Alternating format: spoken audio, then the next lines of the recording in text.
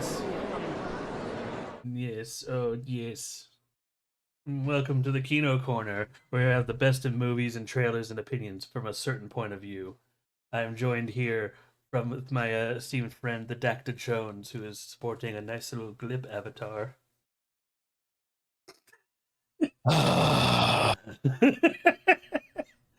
It is I.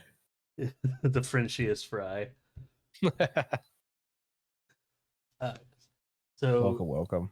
and welcome to her. Welcome here. We're happy to have you.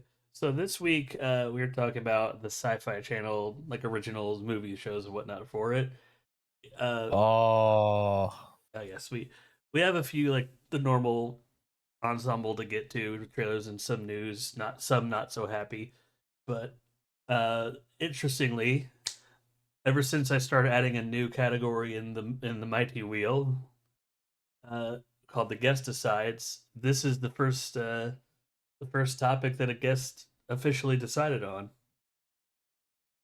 ooh, okay. Yeah, last time I had good old Draco here landed on guest decides, and he because he wanted to hear my opinions on it, he just talked about Syfy Channel originals. So yeah, Wow, that's actually it's kind of wild. Actually, I love that. I I mean, like that's like who even really like watched those shows? Like I know I did, but very sparingly. same. I have a kind of sensationalist view of the Syfy Channel, but I'll get more into it when I guess when we get to the topic. But first and foremost, like let's kick things off here. There is not a lot of movie news. There's only two things that I saw that were of note. Um, the first one, just like with previous news similar to it, I want to start us off talking about uh, the late Tony Todd. Obviously, Doing yep. Over like recently, we found out he passed away, and we at the Kino Corner, we like to. Most people know him from Candyman, obviously, but we've been looking over his IMDb, and his filmography is much more than that. Like Oh, by it's far. by far like you and me, like or some other people might be like, "Ah, I know this guy from Candyman." That's how I was introduced to him. But as I see his filmography and hear his just this soothing fucking voice, like God, his voice is it's like butter. Like he was in so many movies and games that I never picked up on. Like the most surprising to me was in Half-Life 2 episode 2, he was a Vortigaunt, which as soon as I saw that I started listening to remembering ahead, how does a Vortigaunt no, I hear it now. Oh God, yeah. Yeah, I did a lot of side voices of them. Yep. I mean, he's in a notable movies and shows. Be surprised. He's one of those dudes where you think he's just a character actor, but he'll pop up in a lot of these different animations. Mm-hmm. Like the apparently the most his most notable yep, Christopher saw him in The Crow. I was about to bring that up. His most notable roles were obviously Candyman, The Rock, The Crow, and The Man from Earth. Those are like the four listed at the top of his IMDb. I don't know anything about The Man from Earth, but I know of the other three. And but I think the most recent role I know him from would actually be a video game. In the Spider-Man 2, he played Venom, Oh yeah, which get to play it myself. no notes. The Venom is like to me an easy voice to mess up because you have to like I always hear like a deep grungy voice coming out of that creature. And it's I a mean, yeah, I think at the '90s voice that. yeah.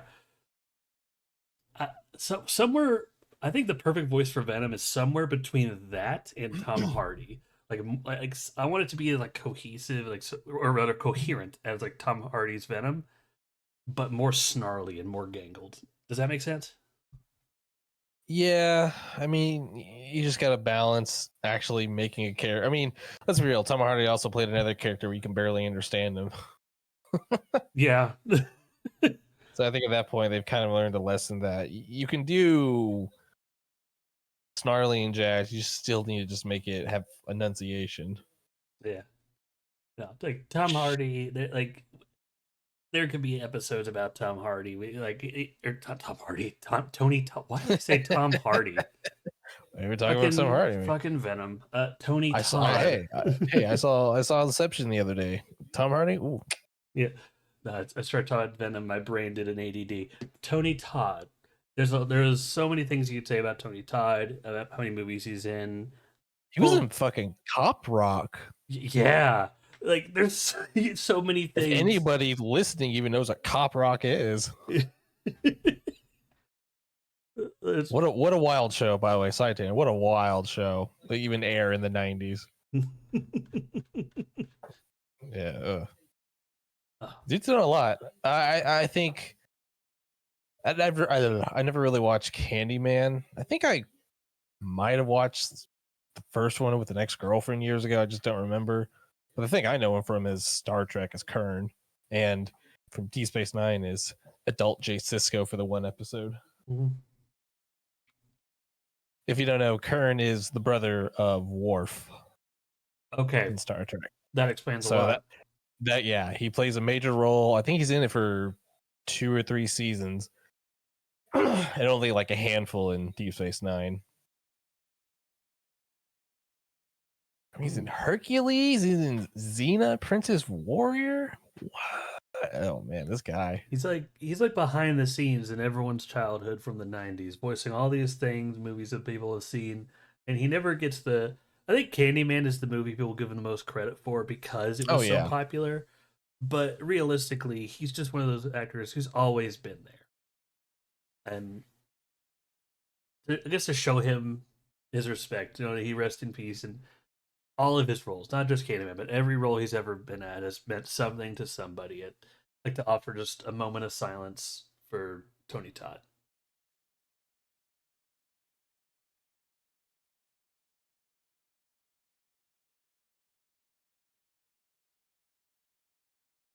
Yeah. He will be missed. Webby 7. To move on from that, I don't, again, we love Tony Todd. There's not much in the news department. The other thing I saw is somewhat interesting was actually there's going to be an Outlast movie. I saw the news, but I myself have never played Outlast. Really? Oh, I think I know what I was doing because I asked you like you might have to carry this conversation because I haven't played Outlast. I think did you play Outlast Trials? And I'm confusing the two. No, I didn't play it, but I've seen our other friends play it. I know enough. I know enough just watching it, but yeah, it's something I haven't dipped my toes in. Like, I guess it's worth bringing up because, again, and that's from perspective of someone who hasn't played the game, and I don't know a lot about it other than just surface level shit. But it seems that this just seems to be the nail in the coffin that we're just in this weird era where horror games or unique horror things are getting shows. Like everything indie, like Markiplier is doing the Iron Lung show or the Iron Lung movie, which I am so fucking hyped for. There's whispers of a Bioshock, and now we're getting Outlast. And I guess the video game movie boom is combining with everyone's just general love of horror movies, and we're getting stuff like this. Who knows? At this rate, we might be getting a brand new like Resident Evil and new Silent Hill thing announced in the next fucking year. I think it's just also now you can be a lot more flexible in how you want to approach these horror films, probably even conventionally from like 10 years ago. And like, a lot of it's CG and jazz, but I think people have kind of understood that, or at least the people that have played these games, there's a certain atmosphere that you got to create. And personally, I've never been a big horror person. I'm more of a thriller that gets my blood going more than just something popping out and scaring me. Right. But a lot of the time, I just feel like what I don't like about horror is the atmosphere doesn't necessarily fit at all. Yeah. Like, have you talked about the new Nosferatu trailer at all? Yes, Yeah. and okay, it's piecing together what you're saying about the atmosphere. Things just don't kind of fit. I get it.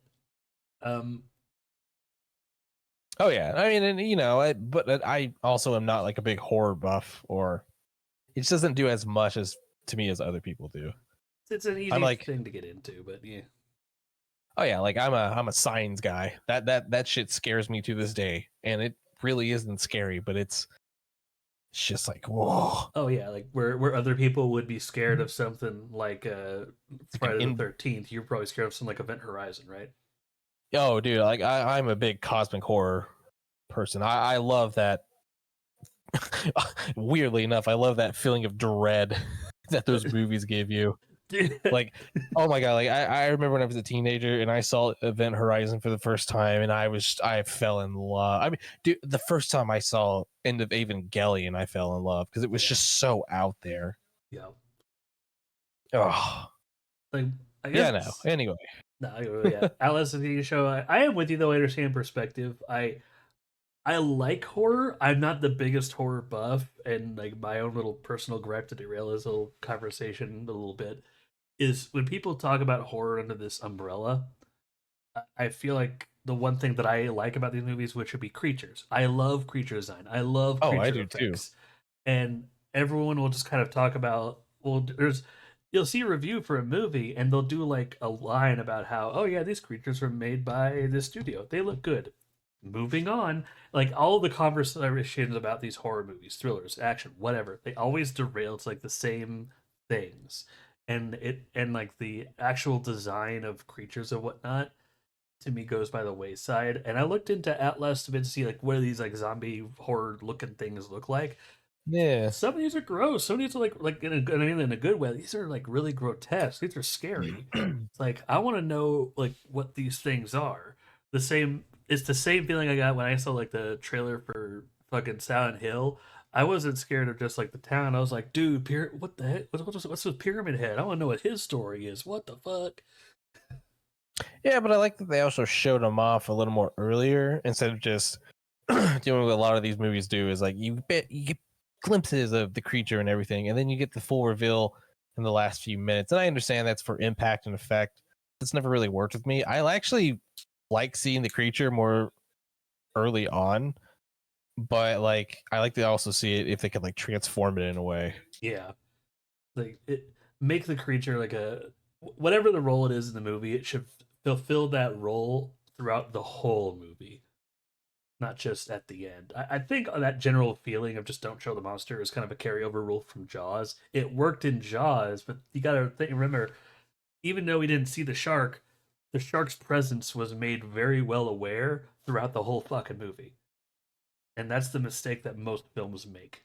Yeah, I'd also argue that it's a shark. So Yeah, I mean, it's a shark, but you get my point though. Like that movie did so well because the creature was simple and like because like but people like doing these big grotesque creatures or just all these weird abominations. You can't do that like you do with Jaws. You gotta show more of it. You gotta show more of these creatures if you want to we'll scare people. see. Yeah. See, and I'm gonna actually give a point to what you just said. The thing, Yep. I, because there's no set definition what it looks like, but you can just go all out with that body horror. I was actually building up to that because, like, yeah, the thing, like, there was like moments throughout the whole film you knew it was there, and when it had to do its thing, it went off. Like, it just devoured people, like grotesque body bits everywhere. Oh my Like, god! Like the guy just gets his arm eaten off in yeah, the stomach. You never expected that. yeah. I, Great. I wish, I hope this movie adheres to that. I hope well, I hope more than anything it's true to Outlast, how whatever that means. I again haven't played it, but looking at the creatures from my perspective, I hope that they are as present in the movie as they should be. I mean, we can only hope. We I can mean, only hope. it's a movie. Who's it being produced by? Uh, find out. Outlast. I think I saw something from the people who made Saw. I mean, there's like 11 of those, Yeah. including Spiral, which we don't talk about. The last movie producer. Oh, it says Netflix. Oh wait, no, that's a Oh, that's a competition show. Lionsgate. Oh, really? Yeah. Okay. Well, that's some promise. They're usually pretty good with some horror stuff. Oh, from the same people who did Barbarian. Oh, that's on my list. I had my other friend Nick tell me it was really good. No, that actually okay. No, that's like the unsettling kind of good horror. Yeah, that's the horror I like. Yeah. Okay. I'll wait for a trailer, but I'm this could work. This could work. But all right. So with that, I guess move on to it was good. Not a lot of news, but I guess we could talk about some trailers. It is a slow month. It is a slow month, but that's totally fine. Last episode was long as hell. The first two things I want to talk about are kind of carryovers, and they're things we've talked about before on the show, but things have But I'm changed. here. Yeah. Hey. Well, the first one there's not much to talk about is Captain America: Brave New World, and the only reason I want to talk Oh. about it, I want to see the movie, but every time a new trailer drops, like I think I get a handle on what the general story is going to be, like the overarching story, and every new trailer seems to put a new wrench in that, which isn't bad, but like I at least want to have a clear idea of what I'm getting into before I go see the movie, and it shouldn't be like, oh, it's just like Captain America learning to be Captain America, but then there's Red Hulk, and now this guy's a secret soldier, but he's not, but he doesn't remember that he is, so it's like a Bucky scenario, but it's not, and it's like okay, but come on, Yeah, Marvel's in that weird phase. I think I've talked about this before on like the last time I was on, but Marvel's in that weird phase where they just don't know where to really go after Endgame. yeah, And it's very apparent because there's no real build up anymore. And to be fair though, when the first Iron Man started up until the first Avengers for like a Thanos reveal for the actual big bad, that was 4 years. But in between those 4 years, you got a lot of build up between those 4 or 5 characters and whatnot. And I agree, like they're trying to really nail the Winter Soldier vibe because I watched this trailer earlier and I really like the way they do it up until like the minute and a half mark, and then it kind of just becomes a generic Marvel trailer. yeah. It becomes like it feels like at some point in the movie it's going to go from that like that intrigue, that espionage that you got with like Winter Soldier, like that style, and just the switch will be flipped and it'll go full action Avengers style, and Well, like when they show Harrison Ford turning into the Hulk, they cut to those two reporters, and one of them goes, "They come in red." And I'm just like, yeah, oh. unnecessary comedy. Yeah,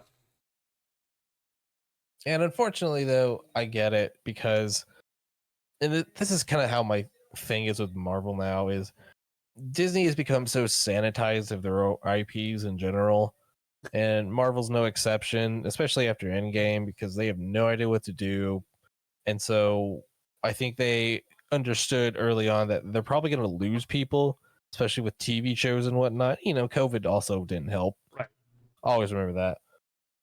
But people want some new stuff. People, and every time I watch this trailer, I just am like, okay, like I'll see it like you. I think they're fine movies to see in the theater, but Yeah, I don't think anything's gonna wow me. I'm just gonna walk out going, that was a movie. saying like I want to see it in theaters, but the only Marvel movie or Marvel things that are coming up that I'm just like I'm sold on. One is What If because it's what we're gonna talk about next. But I love those kind of stories. There's great animation. I love just what if scenarios, multiverse shit. One is Fantastic Four, but again, I haven't seen the trailer. I'm intrigued on what it could be, and I like the casting. I'll have full thoughts on that when I get to see a fucking trailer finally. But the other thing is Daredevil, and Yeah. For what they've been showing of it, it seems like because they had to rewrite basically the whole show yeah, after some stuff. Yeah. But it seems like they're really going to try and stick to more of the Netflix vibe, which I mean, you got to at this point. Yeah. Did you ever watch She-Hulk? I did. I have mixed feelings on it. Yeah, when he appeared there and he's just goofy as shit, and I'm just like, and like people wanted this back and everything, and one of the first appearances he's back in is just like goofy ass Goofy. Yeah. Goofy ass. Oh, I'm just like, oh my god. I mean, like, dude, like, why does he have a new suit? I think that's also why I don't like. I've really fallen off Marvel stuff. It's just it feels like actual comics now, where it's just like, yeah, stuff happens in between and whatever. Stuff's happening for the sake of things happening, as opposed Pretty to much. like, I mean, side tangent, like that's the whole Disney rant thing. Because I mean, I think anybody at this point can go on and on about Star Wars. oh, dude, like, I, I know you sent me the trailer for Skeleton Crew. I just to divert conversation to Star Wars for a bit. I don't have a slide for it, but my biggest gripe with Star Wars is how much they're just holding tight to the Skywalker stuff. When to me, Oh like yeah, their best stuff in recent years has been like either like very minimally or not tied at all to the Skywalker stuff.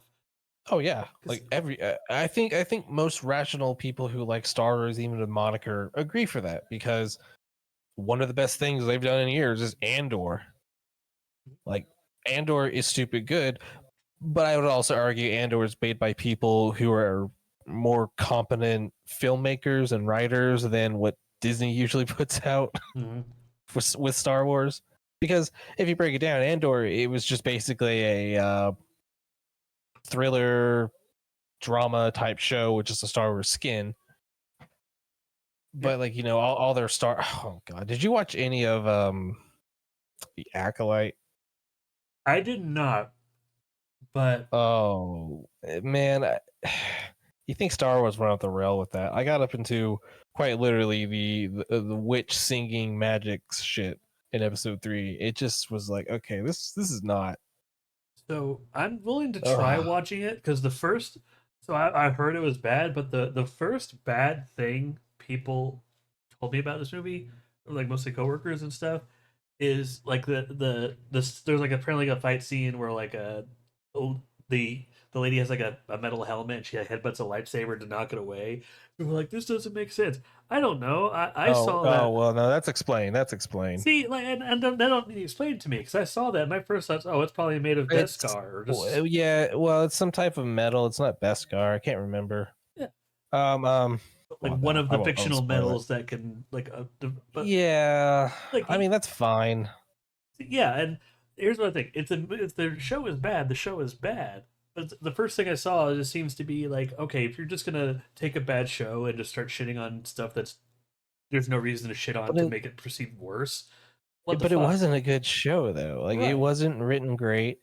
I mean, Yeah, like all their Star Wars stuff, besides a handful, they're just not written well. yeah, and Plus, side tangent. Disney Plus has this weird thing that I hate, where like, okay, the Acolyte was like 8 episodes, right? Maybe the first episode is like 35 to 40 minutes. Okay, fine, whatever. Second episode is like 30 minutes. The fourth episode or the third episode is like 45 to an hour, but then you go back to a 30-minute episode. And I really, really hate that there's no because, consistency. I dude, I'm right with there with you. well, because and I'm sure there's sentiment all over the internet that said it is they don't write this stuff for shows. They write it to be a movie, but then they cut it up for a show, but then they have to cut around how they actually need to structure that showy.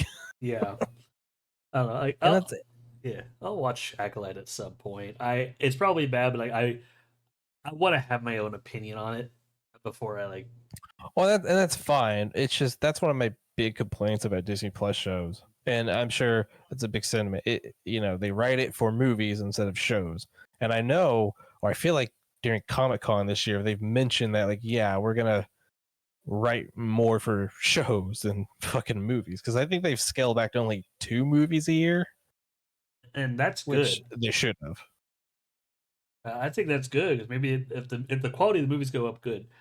Like there is one Marvel show that like there is problems with, but I will just defend. But I'm going to talk about that more than newer recent stuff because it's technically one I saw recently. It's one of the newer shows. I'll talk a little more about that when I start talking about shows later. But uh, to bring it back to Marvel, the other trailer we I was about got, to say, let's bring it back to What If, because this is what yeah, we need to talk about. yeah. So this trailer is the other Marvel one I wanted to bring up. Most of the new other Marvel trailers that came out recently are just recaps of what we got in that look ahead thing we got a few weeks ago, which Oh was yeah, cool. they trickle out that Yeah, information. but yeah, with the Wonder trailer, we finally have a good glimpse of. Well, it's not a perfect list, but we have an idea of what all the stories are going to be. First off, just the giant robot, the Avenger assemble, like that's it. Like, all right, I'm fucking sold on whatever episode that's about. And they go Tokusatsu. The hell yeah. Um, the one thing that's gonna be love it or hate it, and I think it's gonna be how they handle it, is Storm. Storm, and I don't like it because, The implications. well, it's just like it's like, oh, it's what do you is What If canon in any MCU way now, just because it's multiverse shit? Okay, kinda. Because okay, I'll preface this. I've seen the first season. I have not seen the second season. So it's canon in the sense that these events exist in the multiverse, and the live action movies can reference them if they want. Like in a Yeah. Doctor Strange Multiverse of Madness, the other Doctor Strange he saw, it is implied was the Doctor Strange from What If. Yeah. Okay, I got that. So like they're canon in that sense, where like if they wanted to pull them, they If they could. wanted to exist, they okay. Yeah, that Okay. think of it. What if as literally just the testing ground of ideas? Like, what ideas do people latch on? Like that we could bring in and actually cast in a live action movie, which we're probably going to end up doing in Secret Wars. But Yeah. We'll see how that goes. yeah, that movie is either going to just be there. The chances of Secret Wars flopping are tremendous. They have to put in an absurd amount. They have to put in so much money to make that idea work that they're going to face a deficit, even if it's like the number one movie in America for weeks, and they need to accept that. I just don't I They- just don't see how, because they haven't really built towards anything. yeah, And then I just don't want it to be like, here's a couple of movies that did some things, and then now we have a big movie that's like, woo. I think they really had to shift gears because of the fucking decaying stuff and the actor who plays him. But I do think that plays a bit. I also think just audience receptions, mhm, listening to that, they don't really know what they're doing. nah. I'll I mean, we forever all don't, but No, I will keep holding the opinion that the Marvel Cinematic Universe should have ended at Endgame, and it really needs to end at Secret Wars. Like other like smaller Marvel things, like maybe another season of What If a few years down the line, more stuff like X-Men '97. That's all fine, but as like just the normal cinematic stuff, this needs to stop at Secret Wars. see, I'm half with you. Like, I think, yeah, it should have stopped at Endgame, but I also think they should have just taken a break for a couple of years. Like, literally, don't do anything. Yeah, But but in an ideal world, people won't age, so you could work with that. But yeah, this and is that's true. one of the reasons they want to keep these people in for a long time. That's why they kind of did the whole like, well, you don't have to sign for 10 years. You can kind of do whatever, which kind of implies like we don't know what we're doing. We'll call you when we need you. Yeah. Call me, need me if you want to reach me. Fucking love Kim Possible, dude. Ron Stoppable was my hero as a kid. It's great. You got all the ladies. Did you hear the Howard the Duck voice? Is that Seth Green? I think so. It just Seems doesn't. odd, doesn't it? I mean, unless Seth Green's been like smoking up a roof. It just seems like they're trying to base all like animal characters in What If. Like we need you to sound similar to Rocket Raccoon. Why? Yeah. Like Like this is a different character though. I mean, Kat Dennings' character, God bless her, sheesh. I mean, like she's been playing. I mean, her character has not changed since Thor 1. No, I It's just the same. And you know, God bless her too, because she locked in that role. Only has to show up probably periodically every 5 years, and you still get like a bag of money. she is like locked in forever as just the exasperated side character that gets a laugh every now and again. I mean, that's Marvel's thing, man. That's just what they do. Yeah, yeah. You gotta throw the quib in. You gotta be you You gotta be funny. You gotta be woke and shit. I don't fucking know it. That's what it's more just it's appealing more to the than whole just broad audience. yeah. That's what Disney is, man. Woke's such a weird term to me, but I don't know.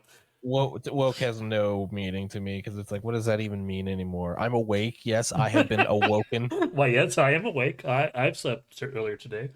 I was awoken today at the morning. Well, Anyway, you know, I think I might get caught up in season 2. it is good. Like, Yeah. Oh, well, you probably talked about it, but side tangent, there's the 4-episode Marvel Zombies as well. there is. We didn't get a full trip. We talked about it briefly when we talked about the looking ahead Yeah. during the Halloween episode. Yeah. No. I No. just mentioned that because it's the same animation studio doing the what if stuff. So Oh yeah, no. Like I like their stuff. I want to see a full trailer for Zombies, and I'm kind of glad it's going to be a shorter season. But I'll save discussion about that for when we. I actually still have my copies of a couple of the Marvel Zombies when I used to buy comic books way back in the day. Fuck yeah, dude! Hold on to that shit. American comic books. Hell yeah! I remember when comic books were $1.99. Now they're like $5. I think I still have Marvel. I think it was around 2011. Marvel did like a noir series for some characters, so I actually have like both Spider-Man and Wolverine noir. It's pretty dope. I didn't know they did a Wolverine noir, but oh, it's so good. It's so good. To move away from Marvel a little bit, though, Please God, the next trailer, I have very conflicting and weird feelings on. Dear Satan, I mean Dear Santa. So I'm just gonna say this. This trailer made me feel like a movie from the mid 2000s that was going straight to DVD. Yep. Because I mean, it just feels that way. It looks very mid range. Not only that, it has the classic bold red text on a white background. It's Jack Black's Paycheck, the movie. That's and it's like it's Jack Black. It's Jack Black too, and it comes all the way around. Yeah.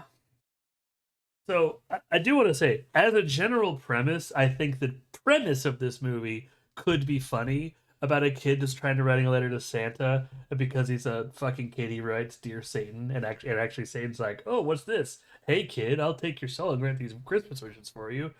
That's like so stupid. It could be funny as a premise, but in this movie, is it weird that the biggest laughs in the trailer did not come from Jack Black and actually like the characters reacting to Jack Black? I mean, that's probably that was probably intentional. Yeah.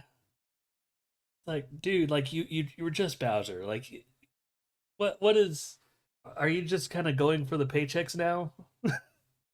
Well, yeah. I feel like a lot of these actors are. I mean, these movies probably take like 2 to 3 months at best to shoot, and then that's it. That's all they have to do. Maybe ADR, but yeah, that's minimal.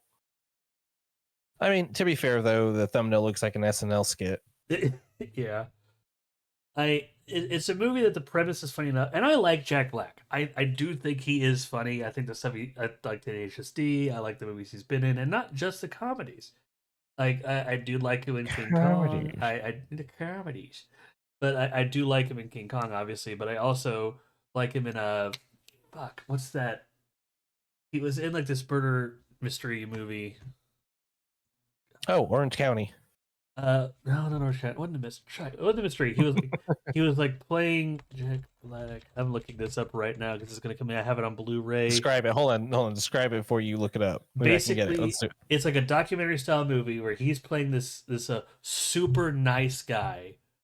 Like he's in it with Matthew McConaughey. He's playing like the super nice guy the whole town loves. Mm. And he, because he's basically the nicest guy ever, he is pushed to his absolute limit and ends up killing the most despicable, awful lady because everyone in town like loves him and hates her and like understood that no, she really did push him and this she deserved it. The whole town basically rallies to keep him out of jail, but he's just like, guys, I committed a crime. Stop. I Like, feel like I know what that is, but I am blanking major hard. uh, oh, When did it? When did it come out? oh gosh, it's older. Like, I know it was after the Kung Fu Panda. Let's see, that's big year. Bernie, there, that's it. Bernie. It's a Is he? Does he have like a cowboy hat? like he doesn't have the cowboy hat, but Matthew McConaughey does, and Maybe. it's a very good movie. It's a very Oh, good movie. I've had this on my Netflix list probably since I had Netflix in that. When did this come out? Yeah, 2011. Oh, yeah, you had Bernie on your list. Well, like I have a lot of Netflix shit on my list. I just never watched. Oh, dude, watch Bernie. Like it is so good because like half of the movie, like it's they pull like the actual testimonials from because this is a real thing that happened. Jack Black is just playing the character, and half of the movie is just testimonials from the people in the actual town, and like he does so good in this movie. And like knowing how good he could be in things like this and King Kong and Mario, I'm like, dude, what are you doing? You're better than this. Like, come on. it's I don't know, man. I mean, he also has like he had the weird YouTube gaming channel for a while. He appealed to that audience. Jablinski games where Yeah, he never played games. I think at some point maybe his kids got a little older, not quite like teenager or like like 15-year-olds, that mentality. So Yeah, he's like doing these roles, but yeah, my kids love this shit. Minecraft. yeah. Um, I you poop. I am Steve. I am so not looking for. Uh, I would sooner see Dear Santa than the Minecraft movie. Like, does that imply you're gonna go see the Minecraft movie in theaters? Because I'll be probably right there not. with you. Like, Oh, if I have an extra ticket, maybe. no, we're gonna go to Oh, an fuck. we're gonna go to a theater in Dallas. We're gonna dress up in suits. We're gonna try. It's like the Minions meme all over again. Everyone going in suits to see Minecraft. But we're gonna dress up like the Steve colors. So We're the suit's gonna be Steve colored. Dude, I have a Hawaiian shirt that looks like I could button up to look like Steve. Just like a mono blue. I have a shirt like that. That's easy for me. God, that fucking movie, I hate it. Like, But yeah, this movie just it really does radiate straight to DVD. yeah, I I don't know if I'd say outright from the trailer that it looks like god awful. It just looks kind of annoyingly average.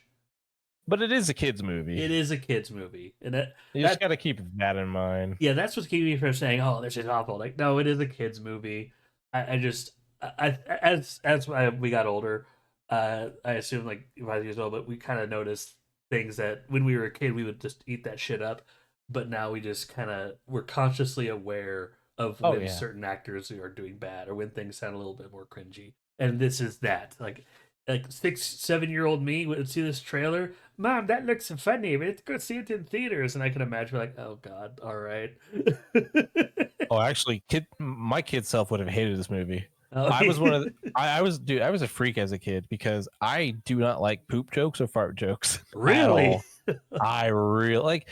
Okay, maybe as an adult, when someone lets something out, yeah, okay, fine. But like when I was a kid and I saw like, the whole like latter portion or the whole end of this trailer, I was just like groaning because it's one of those. Yeah.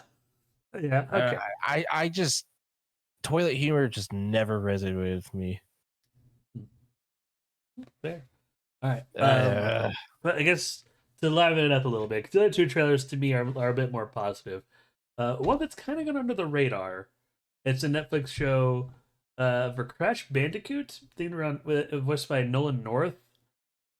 Gonna be honest, I watched the trailer. It doesn't look awful. It looks fine, perfectly good. Just is there a trailer? I couldn't find one. really, I linked it. Yeah, Wait, I can link it to you. There, like I watched it. yeah. It's more of a teaser, but like it.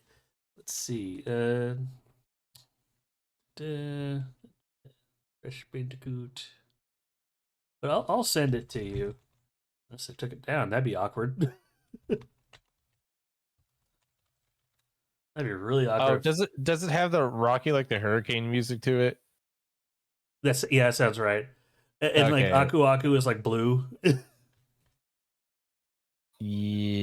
Yes. Like it's yeah, okay. So yeah, that's it. It doesn't look bad. I don't know. I just see it as a show. Yes, of course, it's a show. I see it as just kind of another thing, and it Yeah, I mean, yeah. like it's not going to break ground. But I do find it interesting that this has gone so far under the radar. Like this is a slow week, but like a slow 2 weeks for trailers. But even then, like the re-release of trailers that of movies we know are coming out, like Brave New World and What If, seem to overshadow this. Like the Arcane season Which two part which 3 trailer overshadowed this. Like that's weird to me. which well, I find it kind of funny still because you'll get a lot of internet sentiment that Marvel's falling off and no one cares about Marvel, but yet they drop a trailer for something that gets millions of views within minutes. It's like, Yeah, yeah, what are you people doing? yeah. I will it. Well, well to go back to Marvel a little bit. My stance on Marvel movies and shows. I will watch Marvel shows and movies if they look interesting, but I, if it sucks, I will call it out. And if Yeah. it doesn't look interesting, I won't watch it. I just find it weird that they're doing a Crash Bandicoot show now when they've had all these years. It's kind of one of those weird instances where like they sit on this IP. I mean, like you had the remaster trilogy come out, which okay, cool, reintroduce Crash Bandicoot, and then they had 4 come out, and then I'm sure you've heard about the rumor they actually had 5 pretty much raring to Yep. go, but they canceled it, Oh yeah, I've heard that. and that would have explored like Cortez's whole family and everything, which Oh. cool. But I find interesting they cancel that, but we're gonna get a show. But I guess maybe since some of these companies heard about Nintendo doing their Marvel, not Marvel, Mario movie. Oh wow! I'm just waiting for that Mario movie to eventually evolve into the Smash Brothers movie. You know they're gonna have to try and do something like that, but that would be so difficult to do Dude, because okay. I love whenever a new Smash thing comes out. My favorite thing that ever comes out of a new Smash, because it's happened with like the past like 3 Smash games now, and I love it every time. The creator of Smash, oh god, what's his fucking name? Sakurai. Sakurai.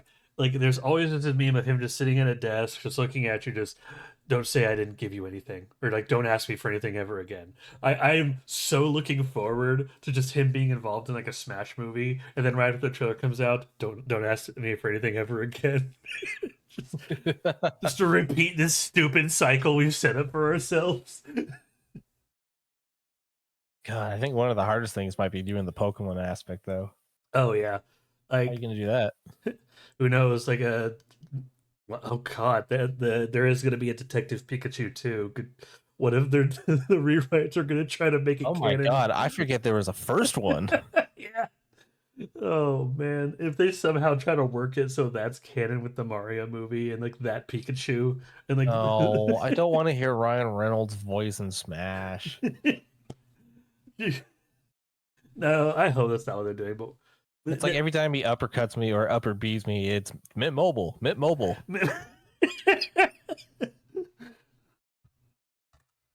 Good lord. What's that fucking soccer team he has? Every time he does like a slide kick, he mentions. Oh, I know it. Yeah, he has that show too about it. Welcome to Ressex or something. Something.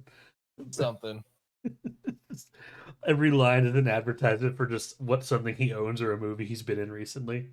He just does that bit in Deadpool. He goes, "The proposal." Okay. If Ryan Reynolds is back in Detective Pikachu 2, and at some Oh, he point will. he just kind of looks at the camera and goes, "The proposal," I will lose my shit because I love absurd, stupid humor, and that's like right up my Oh, alley. a fun fact about that scene in Japanese. The voice actor who dubs Ryan Reynolds, he's the guy who plays Dio. Mm-hmm. And so when they change some of the lines to make sense for the joke, but when that joke happens in the movie in Japanese, he actually goes "Dosuguru no anime" because that's what he's known for, anime roles. I'll have to find it and send it to you later. Oh, It's great. please. That sounds amazing. Just trying to imagine Dio's voice coming out of Ryan Reynolds' mouth. That alone is jarring, which is anime. Just, oh, how did we get here? Fucking Crash Bandicoot. I know. Crash Bandicoot brings everything out. I guess.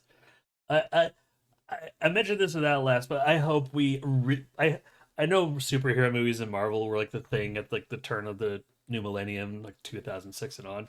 I hope the next new thing is video game movies, specifically good video game movies.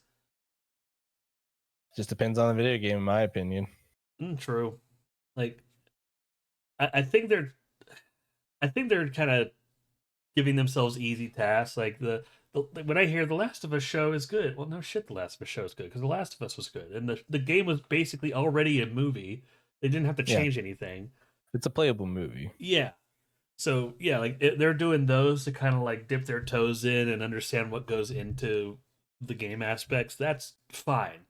But I want to see the movies like or like the shows like Crash Bandicoot or something based off like BioShock. I want to see them actually get something that does have a story, but they actually have to get creative in how they portray it. That's what I want to see. I'm mixed just because stuff like I don't think a Bioshock movie honestly would work Oh no, because like I think they rolled that back to a show, which I think would work much better. I guess, but what are you really gonna do? I don't know. Because like the whole point of the game is that you're traversing this dying society underneath the sea. Not infinite. Eh, To be honest, though, Infinite would be better for a TV show. yes, I think it just depends. Yeah, you're right. Like which Bioshock they do, but I guess that's kind of my point. Is I want them to tackle a game where it's not clear what they have to do, but there is like a story they can do, and just they have to sit down and think, how are we going to portray this in a movie, or how are we going to portray this in a show? I want to see the movies and shows where there is a challenge in making them, and it turns out great. Well, funny you say that because now we're getting a Mass Effect TV show. So there's that. If I don't ever hear the words "I should go" come out of the main character's mouth, I'm done with this fucking word. But see, there's a challenge though. How are you going to take a show, make it linear though? Because the game wasn't necessarily linear. Your choices did have consequences. You had a lot of dialogue options. You could form relationships. You could fuck the weird alien people or the weird robot True. people. That's true. Maybe it is just for now we have to just pick and choose what games we do, and like the simpler like stories like Crash Bandicoot, Mario, keep those as kids movies, and at least for now, things like Last of Us are more like adult things. Like keep it simple for a bit longer before we start to get more in depth. Well, obviously, like horror, like we got a bunch of those coming out, but horror plots are typically straightforward enough, you know? Oh, I mean, yeah, they have to be because you're not trying to stretch out the whole plot over Yeah. multiple things. You want to do one and done. Like and there are some games I'm also with you that we don't need to show. We don't need a movie about these. Like, people are like we want to do a God of War show. Why? Like I think how you feel about BioShock is how I feel about a God of War show. I'm just like what is that going to accomplish? Yeah, because they're definitely going to stick with the newer version of Kratos, the older version, I guess. Whatever. Yeah, like But at that point, if they're just going to recreate the 2018 game, you just play the 2018 game. exactly, and it's also because I played through Ragnarok and 2018, and I adore those games and story. The reason the games that I like nowadays are like God of War, Ghost of Tsushima, Red Dead Redemption 2. I love those games where like there is a story, but most of it is involved just experiencing the world. So Oh yeah, I've grown more accustomed to single player games like that. yeah, and yeah, it's hard to do that in fucking in movies and shows. Like obviously there are exceptions. Fallout turned out to be fucking amazing. Season 2 with Macaulay Culkin. Oh fuck yeah. Who's Macaulay Culkin even playing? Please I have say no idea, Kaisar. but he was signed on. Please say Kaisar. I would shit if he was Kaisar. Yeah, but that show was able to just take its time as well, which True. you don't see. And I generally just feel in general when you have adaptions of anything, you don't really feel like there's staying power in the world. You don't really feel like you're drawn into it. It's just oh, we're going here. The plot demands it. Oh no, plot happens, and then move on. And I know that's kind of standard for anything, but I feel like nowadays it's very fast in how they do that. It's Maybe just a boom, boom, boom. maybe the secret is very similar to how we treat how we were talking about other things earlier, like horror movies and shit. Maybe the secret is for the games that are linear, for these sort of more simple games, keep it as is. But for the, or how we were talking about Star Wars earlier, that's what it was. But for these more Yeah. broad games, maybe the secret is to have tell the same a story from that world, but from the perspective of not the main character. I think because that's kind of why Fallout worked. Is this was not like this was just like a new main character, and we were following their story. We just weren't able to control it. Like most of the characters were just Yeah, familiar enough, but like weren't really based off of anything. You know? I think you say that there was just a lot of properties. I mean, I would have loved a actual Borderlands show Oh yeah, because there's so much more. You say that about a lot of other IPs, but but then you get the movie. It's just yeah, it's just we bought an IP years ago. We need a script. Here you go. yeah. And I think a lot of these scriptwriters too have never really played video games, or if they did, it was back in the '80s when they were like most of these directors, screenwriters were kids, Yeah. and so they didn't really transition to like the 3D games like we did, and therefore now, so they just still think video games are like, oh, I have a high score in lives. But it's Yeah. like, no, see, you have to min max here, and then you have to select your fishing days here because there's Oh, only spawns underneath of a full moon. But if you want to get the 2 point increased chance of health bulwark, you got to grind. oh, dude, like modern gaming is so annoying, and I fucking like my gate into that like that world was through Pokemon, and I oh my god, like 1 year at Acon, I decided I'm gonna try to make a competitive Pokemon team. Biggest mistake of my fucking life. Uh, Like my version of competitive, I don't go super deep into it. It's like, I'm gonna make this little mushroom dude. He's gonna be a heal tank. He's always gonna be out there. And then this guy is basically gonna sweep and everything, and this guy's gonna lead in and use baton pass to switch out. So these three Pokemon. I'll do triple battles. I'll just do that. I didn't. I never entered because I went there and I saw the first tournament, and oh my god, they talk about min max and just how serious these 40-year-old dipshits take Pokemon. Holy shit! Like the yeah, game is supposed to be fun. yeah. I appreciate it, and it can be fun to watch, but I would never do it because one, I'm just not mechanically gifted in that sense. My brain doesn't work on that level of neurodivergence. It's a polite way to say I'm not like, but no, I Uh, yeah, because it's just I can do the basic stuff. Like when I play a video game or something that gives like right now I'm playing Remnant 2 again because me and mhm. my friend are going through DLC stuff. the game gives you a bunch of amulets, rings that do different various things. I never really think about a full min-max, or I don't really even think about just better ways. I just kind of put it on to how I'm feeling. Yeah. It's always like my other friends telling me, yeah, if you put this on, you just got to do this and this, and then while you do this, it gives you a certain buff. I'm like, that's cool. Will it keep me alive? Yeah. That's just how I feel about modern game. It's, I know it's a movie podcast, but no, it's fine. No, I'm fine with the thing. But video games are kind of timely and to bring it back forward, the last trailer that was released was for. Is this going on Paramount? Secret Level. What oh, is this going to be Paramount on? or no, Amazon, I think. On Amazon. Okay. I think. I am excited for some of these stories. Some of them I don't know the Oh game yeah, well enough to. I'm very excited for the Mega Man one. That's why I used it for the picture and the thing. If you were to make a modern Mega Man movie and it looked like this, holy shit! Because the glimpses we see from the secret level, like, why is this studio? Why are these studios putting more effort into making these video games look good than other fucking video game movie makers? probably budget and time. I mean, these are short stories, so they could definitely just That is true. take their time in a sense. Like Mega Man looks good. Warhammer. Warhammer looks so good, and I've recently got into Warhammer. God, I hope the Warhammer one is, and the one that weirdly enough is getting me like there's two others that are me personally like, I'm interested in because I don't know where they're going, but they could be really cool. One is Sifu.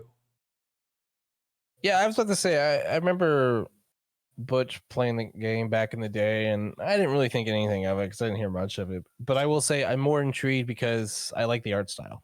I like the art style, but also in the trailer, like there's like these shots where he's like interacting with like other lives, like other save states of himself. Like, is that Yeah, just gonna yeah. be an existential martial arts thing? Because that sounds fucking weird, dude. I'm in.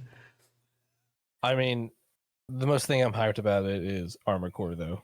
Oh yes, I I. actually forgot Armored Core because Keanu Reeves is going to be in that one. Oh shit, he is. Oh fuck Yeah, yeah. yeah. Well, it looks like it's very heavily implied, but oh my god, an Armored Core short? I couldn't imagine that. See. Now the other one that I'm interested in that we only have like really one shot of it, and it caught everyone's eye is fucking Eldritch Abomination Pac-Man. Man, I hope that's Arnold Schwarzenegger. Just 'Cause waka waka waka. yeah, he's voicing it. Actually, let's see who's voicing in it. I'm gonna show it at the end. Schwarzenegger voicing Pac-Man. Oh fuck. Well, yeah, it's actually him and Patrick Schwarzenegger are both doing voices in this. They're probably gonna be the ghost. Realistically, they're probably gonna be the ghost, but I would love to just it starts the episode and we just see Pac-Man waka waka waka. All right, let's see. Let's see who's in this. There's Arnold Schwarzenegger. There's Keanu Reeves. There's a Timur Morrison. He's Boba Fett. Put the power pellet down. Okay, I'm sorry. Yeah. I don't know who Emily Swallow is or Ricky Whittle. Merle Dandridge. I know the name, but I don't know the role. Also, this guy, and I'm gonna butcher this name. Adwale Akini Agajib or Agabaji. Laura Bailey's in it. Oh God, yeah. There's a lot. Fucking Kevin Hart's in it. Of course he Fucking is. Kevin. There's Heaven Hart. Are they related? I mean, he's small enough. Kevin. To fit. Oh my god! If that's his daughter named Kevin Heaven Hart. I mean, Kevin Hart's small enough. That's why he's in everything. He can fit everywhere. Actually, I don't know the rest of these people. I'm sorry. No, I'm sure I'd understand. I hear if I heard their voices, I'd know it. Or if I looked into their into their IMDb, I could say, "Oh, it's that guy." But no, I am very hopeful of Secret Level. Like I'm looking at this like, please be good, please be good. I need this to be good so people like. Yeah, dude. I hope people watch the fuck out of Concord. We need to bring that back. Yeah. I mean, they took away one of the greatest things we could have ever experienced. You joke, you jest, you'll never know true joy. I guess I won't. Wait, is one of the things based on Ghost of Tsushima? I don't know. I'm just seeing like a shot of like a samurai. Like It could be if it's a Sony thing, but I don't remember hearing anything about it.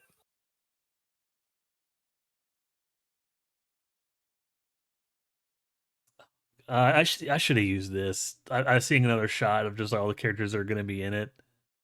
Uh, fucking Kratos. It's gonna be Fucking. weird. I know. I just.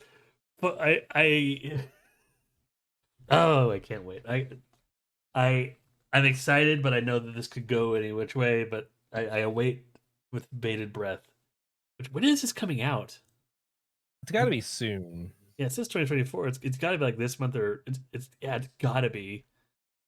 Secret level release date. December 17th. Oh wait, hold on.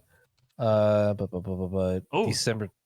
It starts September 10th with additional episodes dropping September 17th, and I'm guessing weekly maybe.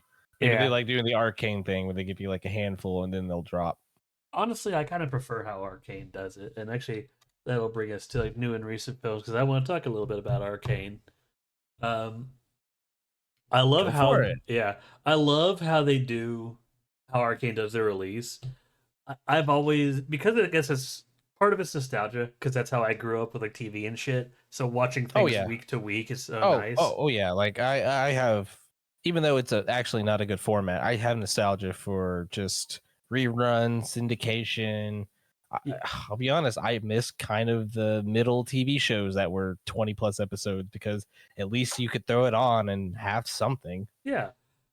And I understand like nowadays it is objectively better to just kind of watch everything at once so you can just have the full picture. But I think there is a benefit to watching things a little bit at a time and doing like a week to week kind of thing. It allows what you just watched to sink in a little bit more. That helps prepare you for what's to come. I think Arcane doing it in like batches, so it takes like 3 episodes at a time, just little by little. So everything is released over the course of 3 weeks.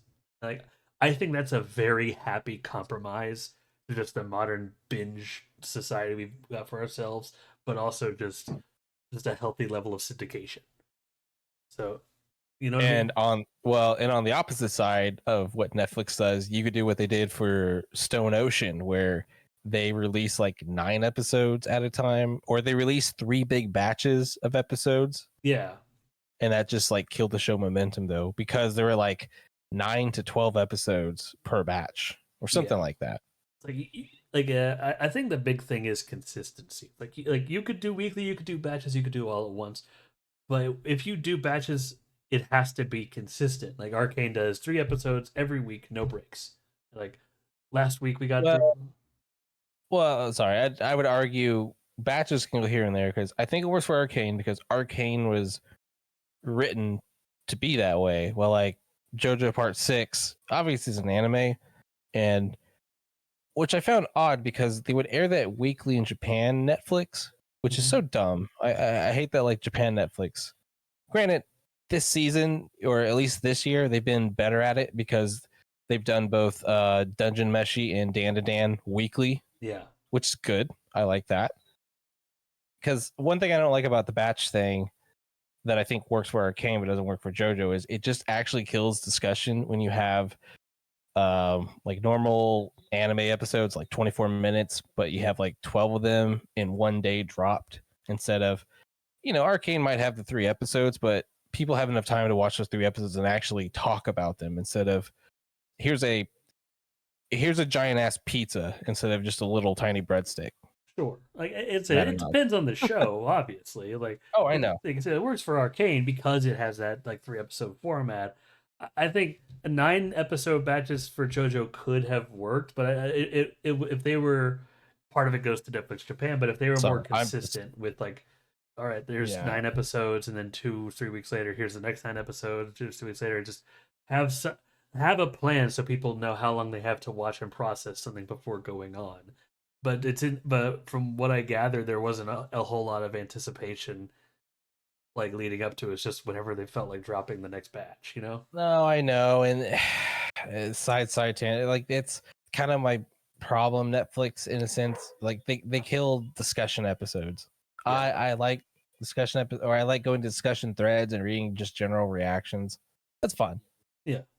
and that's what killed it. I'm like, Uh, but release schedules aside, Arcane, it hasn't finished yet. I won't go into heavy spoilers about it, especially if you haven't watched it. But if you liked season one so far, based off like the first 6 episodes, it's at worst that same quality. Like if you like season one, you are going to like season two. Like it, and like one of my biggest joys about it is Griffin, who's in chat right now. I know enough about League of Legends lore. Like my Arcane I don't know shit. like Arcane is proving a point. Is like proving a joke that me and some of us have about League is that Riot is good at making everything that's not a game. I agree, 100%. It's because like they can write good stories for their characters. Arcane is awesome. They are great at making art. Their music banger, but man, their game is so fucking weird. Yeah, dude, I love Arcane. Great show. I will never touch that fucking cesspile. Stay away from the salt mines. Like, And you know we have plenty of friends between us have played League of Legends. Hell, fucking Blexen will play it every now and then. He's like, dude, I I played don't know with why him. I keep. Oh yeah. Sometimes he came in the chat the other day. He was like, yeah, I was doing some ARAM the other day, and I just suck now. Yeah, that's why. Like, when I play it, I made a hard line for myself. I'm never gonna do like normal games. I'm going to play ARAM, or I'm going to do this new game mode called Teamfight Tactics because like they're more casual, and at least with those, if I lose, like they're so random in nature, I could just kind of it's easier for me to shake it off.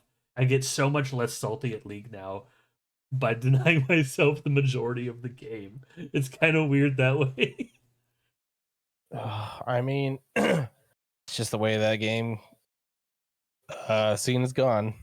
Yeah, All video games. but to answer your point, like because I know what characters are like in that look like in that game, Griffin he's loving it, and like he's following certain characters, and I'm just like, hey, you like this character? Well, don't look up what they look like in game. It'll give you an idea of what's to come.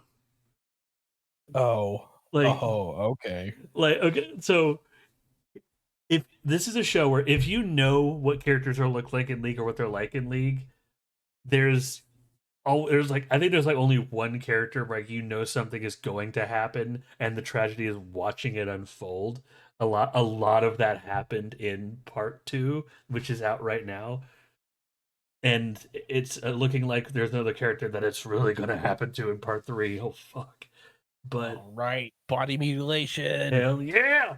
But like even with that, even though if you know, even if you don't know where they're going, like Arcane, and I mentioned this when Chekaron was on, I consider Arcane like the gold standard of video game shows right now because they followed a very simple rule. Before we make a good video game show, let's make a good show. Oh yeah. Like so if you know about League, you can spot so many Easter eggs and stuff in the background. You kind of get a feel for these characters, and when they drop a bombshell about from season one, like I'm Victor, I was like, no, I know who you are. I know what you do. Like there's his character, his story arc goes places in the game. I won't go into further detail because some of it's explored in part 2. But Don't spoil it. but uh but like it and like I'm also the guy on episode 1 of like this little antique shop. You get to see this little item called Heart of Gold. It's like a little golden turtle shell. And I've played. I'm old enough where I've played League when it first came out. I remember when this character called Lux came out, and they're like all these old items, and it looks so much cheaper than it does now. And yeah, and I remember like, hey, I know that item, Heart of Gold. Yeah, that thing's awesome. Like, there's so many little nods. If you've played the game, the show is better. But if you haven't played the game, the show is still amazing. Oh And yeah, because I'll be honest, I know nothing about League of Legends. I've never played a game in my life. I never will. yeah, You can't I make me. I don't intend on making you. Like Put a gun into my head. I will pull that trigger for you. my stance on League is my exact same stance on Fortnite. If I play it a certain way, I can have fun. I don't think that it's for everybody. And if people tell me I don't play these games, that the good. Just, I'm not gonna. I'm not gonna be out here. I mean, look, you're talking to a guy who will every now and then when someone's like, "You want to do some 100% orange juice?" Fuck it, let's do it. Oh god, that fucking game. Fucking I think I've scarred people because whenever I play games like that, I don't aim to win. I just aim to cause chaos. I'll always pick Mary Popo. I'm not trying to win. I'm just trying to turn every space into a teleport pod. but but no, like with Arcane so far, the biggest hiccup that I think it has is like there's a certain interaction between two characters that I'm just like feels a little rushed, but at the same time, it probably kind of doesn't. There's probably more time has passed between two of them than I realize, which is further reinforced in part two. Like there's a lot of time that is goes on throughout part one and two that it's pop. But when the show finishes, I plan on talking more about it, and I have like a little spoiler thing. Which, but for now, next week, the finale or this coming Saturday, it's if you like season one, watch season two. If you haven't watched either, it's very good. But earlier, I also mentioned a Marvel show that I think is worth a watch. I talked about it briefly with Draco, tried about it briefly with Lex. It's Agatha All Along. Yeah, I've heard, I guess, decently good things about it. So the I'm not gonna sugarcoat it. There are moments that I find super fucking cringy, I mean, and as we expected. and I know it's gonna sound like well no shit when you know what it's about, but you know the modern like witchy aesthetic that like modern teens and whatnot prescribe themselves when they describe themselves as witchy. You mean the people kind of like our age who buy crystals and they think they're wicked and Yes, jazz? Yeah, there okay. are times where the show will lean a little bit too heavy. It's not super often, but there are times where the show will lean a bit too heavy into that style and aesthetic, and I'm just like, and Honestly, that's the vibe I got even from watching the initial trailer. I'm like, okay. I can happily say that like it's mostly in the beginning. This is the show that starts out kind of like whatever. It's decent, but all right. But it leads into amazing. Like the last three episodes of Agatha All Along are like are stellar. Oh yeah. Oh yeah, like a while ago we did like the tier list of Marvel. If I were to place Agatha All Along amongst everything Marvel has done for the end for the last half alone, I would put it in A. It's like an like the only shows that I could think of that are better than it are like Loki and Moon Knight. Well, not Moon Knight. I think Moon Knight. I like Moon Knight more, but I wouldn't say Moon Knight is a Moon better Knight's like show. a good B minus. Yeah, I think that's where I put Moon Knight. I think objectively it's better than Moon Knight, but I like Moon Knight personally a bit more. Um, the the worst, and I'm going to prepare you for this joke now because I hated Do it. this joke. Do it. I hated this joke, and to me, it's like the jokes like it are very few and very far between in this, but this one I groaned. There is a section where there's like tarot is a big thing, and they're explaining tarot, and the person being read is known as like the traveler or the querent, and the dude who is in the show is like, well, I guess I'm the querent. I hate that Uh, fucking joke. It is like to me that one joke is the Sam, worst part. are you saying it's woke? Yes, I don't fucking know, dude. But I hated that joke, but it is like the worst to me. That joke is the worst joke in the whole show. Like, and it's a shame because it's in like the best episode of the show to me. Like, Uh, uh, I mean, I've said it before. That's just what Disney does now, man. it is. They Um, they they can't seem to let like real serious moments just play out and be serious. You got to come in and you got to charge up the energy for a. so you sit now. That being said, this show actually does have like let serious moments be serious. Um, the best things about Agatha all along to me, because you mentioned that everything is just kind of stuff just happens, and my biggest problem is shows and movies now are like so shoehorned into the greater story at play, they can no longer just be their own. You know, like there has to be a certain character has to show up, or Yeah. something has to like we need to explain. With Agatha all Oh, you along, oh, go ahead. Sorry. sorry, like I was saying, with Agatha all along, this is the only connection to anything this has is with WandaVision, and the showrunners Makes have sense. and the showrunners have basically made it clear like that WandaVision, Agatha all along, and Vision Quest are basically going to be a trilogy of shows. Oh my god, I forgot about that. It was a show. Yeah, and knowing that, like there, yes, there's heavy ties to WandaVision, but not really anything else. Like it's not so disconnected that you're confused about where this stands. This is just another thing that exists in the Marvel universe, and you can kind of have fun thinking where these stories could interject later down the line.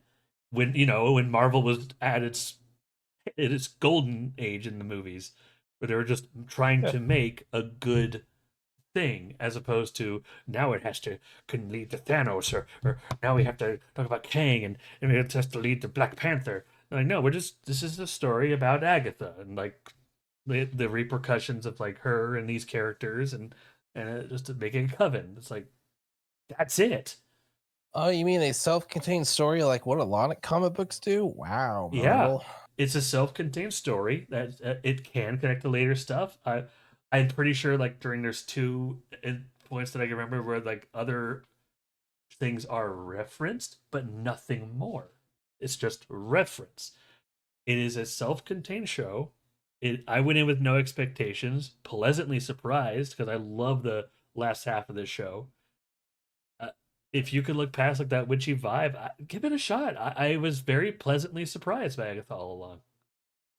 I mean, honestly, I honestly heard nothing but pretty good things from it. Like, I probably will once I get some time since it's all out and I can actually just binge it. oh, But I mean, you're saying that it doesn't connect to like other Marvel stuff or it, it, bigger it picture stuff or shoehorned in, whatever you want to call it. And I was just thinking, like, oh yeah, that's what they did to Mandalorian. yeah. Who'd have fucking thunk it? It's any connection it has to the MCU is implied and not otherwise stated. Like the only thing that's important before Agatha is WandaVision, because WandaVision is the reason Agatha is where she is in that show, so it's referenced a few times. That's it. So if you familiar with WandaVision, that's literally all you need to know, and the showrunners have not been shy about that, and I thank them for that. Yeah. I mean, I think most people watched WandaVision when it came out. Yeah, I do think Agatha is better than WandaVision, Ooh, but I I was to say, where did you rank WandaVision on your list? think I gave that like a. I think that one was like either a B plus or an A minus. It was no. Oh God, where was it? No, it was not an A. It was. I think it was. Mm, it was no. Thinking about it now, I think I did put another B or C because there's good things in it, but like the bad stuff was too apparent to me to kind of really justify a super high ranking. It was really good for 4 episodes, and then just was like, bleh. Yeah, I just it's one of those shows too that I really just did not like the way it played out, and I will probably never rewatch it because I really just did not like the way it played out. Like those first 4 episodes were really stupid good. I yeah. was very, very impressed with them, but then it just did the Marvel thing, and they have to have a giant CG battle at the end. You're like, ah. Yeah. And God, I think what I really don't like about the show is they don't actually lean into the fact that Wanda controlled these people. Like she did a terrible Yes. thing. Yeah. Like I'm fine with the show letting a hero and shit be evil, not evil, but commit atrocities, stuff you wouldn't do, moral implications, whatever. Let them But face like, the consequences. Yeah. yeah, like okay, yeah, in the show with her like understanding she fucked up and goes away, and maybe later on that's why she's weird ass evil in Multiverse of Madness, but just kind of giving her a pass and going, oh, trauma. Boo hoo. Yeah, I do not like that show. I rank it lower. I I have to get that off my chest. I do not like that no, show. I that's fair. Like I try to be as objective as I can. I look at things like effects and whatnot, and I know I didn't rank it high. It's either B or C is where I landed on that because of the negatives and because it would just kind of shift the tone. But like the intrigue is what really carried, what allowed it to be high enough for me where I had to like point that out. But Yeah, but the intrigue was kind of it blah. was kind of bland. But okay, but new recent stuff aside, have you seen anything new or recent in theaters before we move on to our main event? I did see Transformers 1. Same. Wasn't that movie fucking amazing? It was fun. A lot more than I honestly thought so. So I'm very surprised they really didn't actually try and push that movie more because it should have done numbers. it should have. I've seen YouTubers getting mad like, why aren't more people seeing this? This movie's amazing. And like, I agree. More people need this. I hope this becomes just like a Blu-ray hit. You know, I think that time's over, my guy. well, streaming hit then, but like after theater hit, probably. Yeah, I don't know how that works nowadays because No, I we never see streaming numbers. yeah, just because like who knows, man. That's a whole different thing. I the weird thing about Transformers One to me, like I like the movie. The one voice that I was so confused about because but like as the more time passes, the more I'm like, no, that fits perfectly. Is Steve Buscemi as Starscream? Was he in? Wait, are you talking about the Bay movies or this one? This one, he was the voice of Starscream in Transformers Wait, One. what? What? Yeah, it was Steve Buscemi. Oh, okay, Like, that I did not know. and I think that's because like I picked up on that right Oh, what away. the fuck? John Hamm is Sentinel Prime. How the hell did I not hear that? Dude, the voice actors in this movie did good. Like people were saying, "Oh, I could only hear Thor as Optimus Prime." I'm gonna be honest. At first, yes, but like he really that stoicism by the end of the movie was there, and I gotta give it to him because that's what the movie was about. Yeah, Who the fuck? Oh, Keegan Michael Key was Bumblebee. Really? yeah. Huh. They, Keegan's well, they must have altered his voice like Toad. fucking Toad. Let's see. John Bailey. Trying to see the other. Oh shit! Steve Blum was. Oh shit! Steve Blum was in it. Yeah, this movie had a great cast, dude. He was the announcer for the LatCon 5000 and then Archive God. Okay, Yeah, poor Steve Blum. He should have.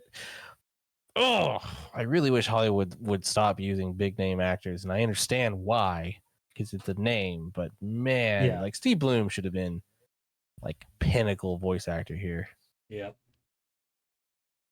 Uh, Like it's that was a good movie. It should have been It's fun. advertised better, but like I hope more people go out of their way to see it because it was very good. I think I do prefer it over most of the Michael Bay movies for sure.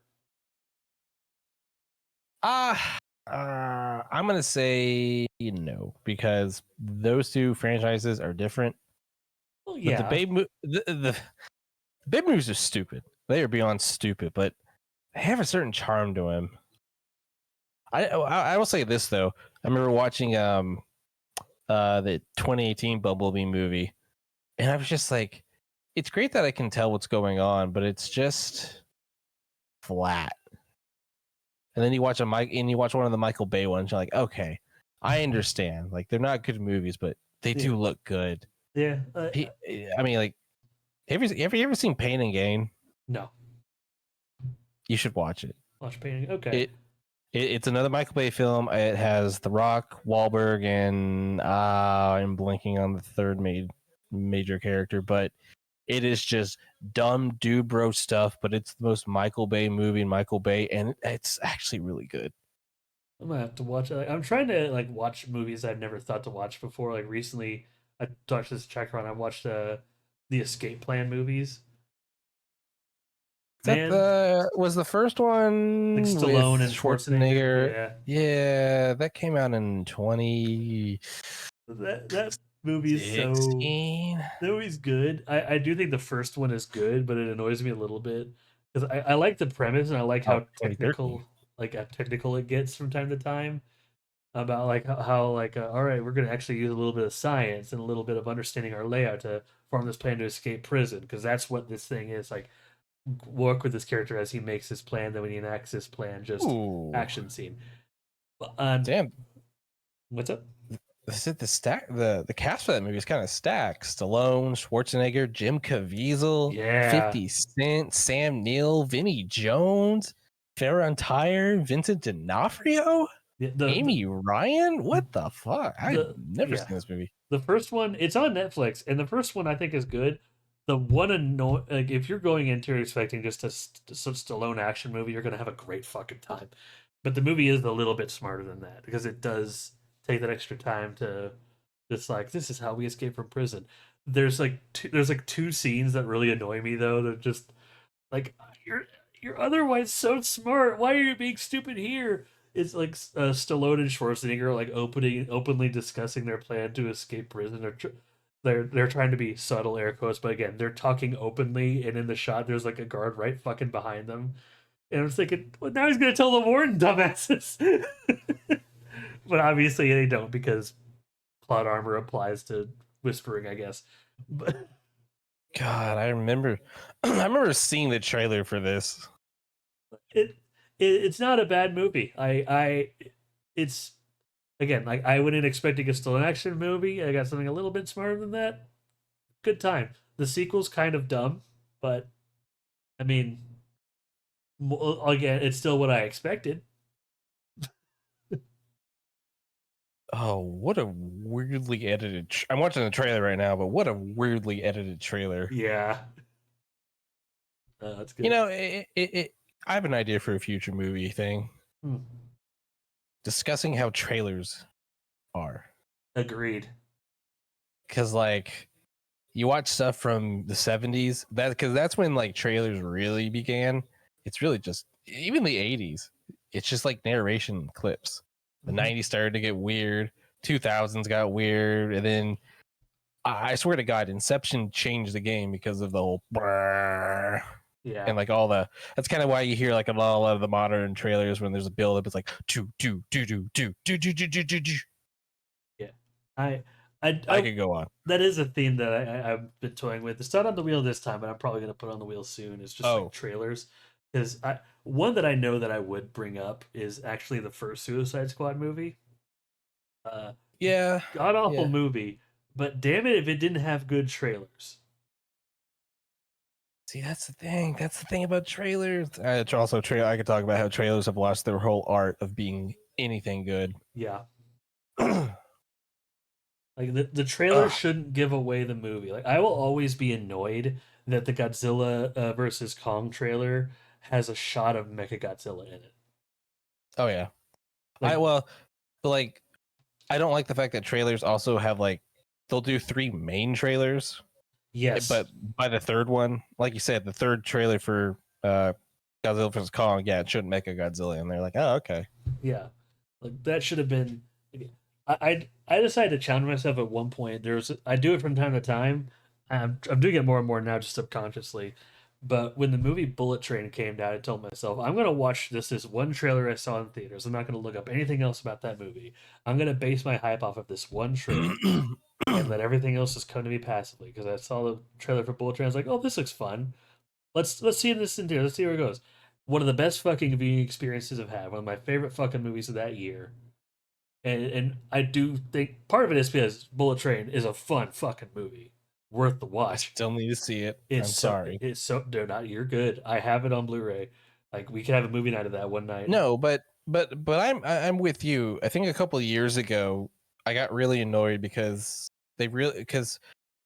movie trailers now, like teaser trailers, are a minute and a half. Like Yes. 10, 15 years ago, that was the trailer. Your teaser was 30 seconds. Yeah.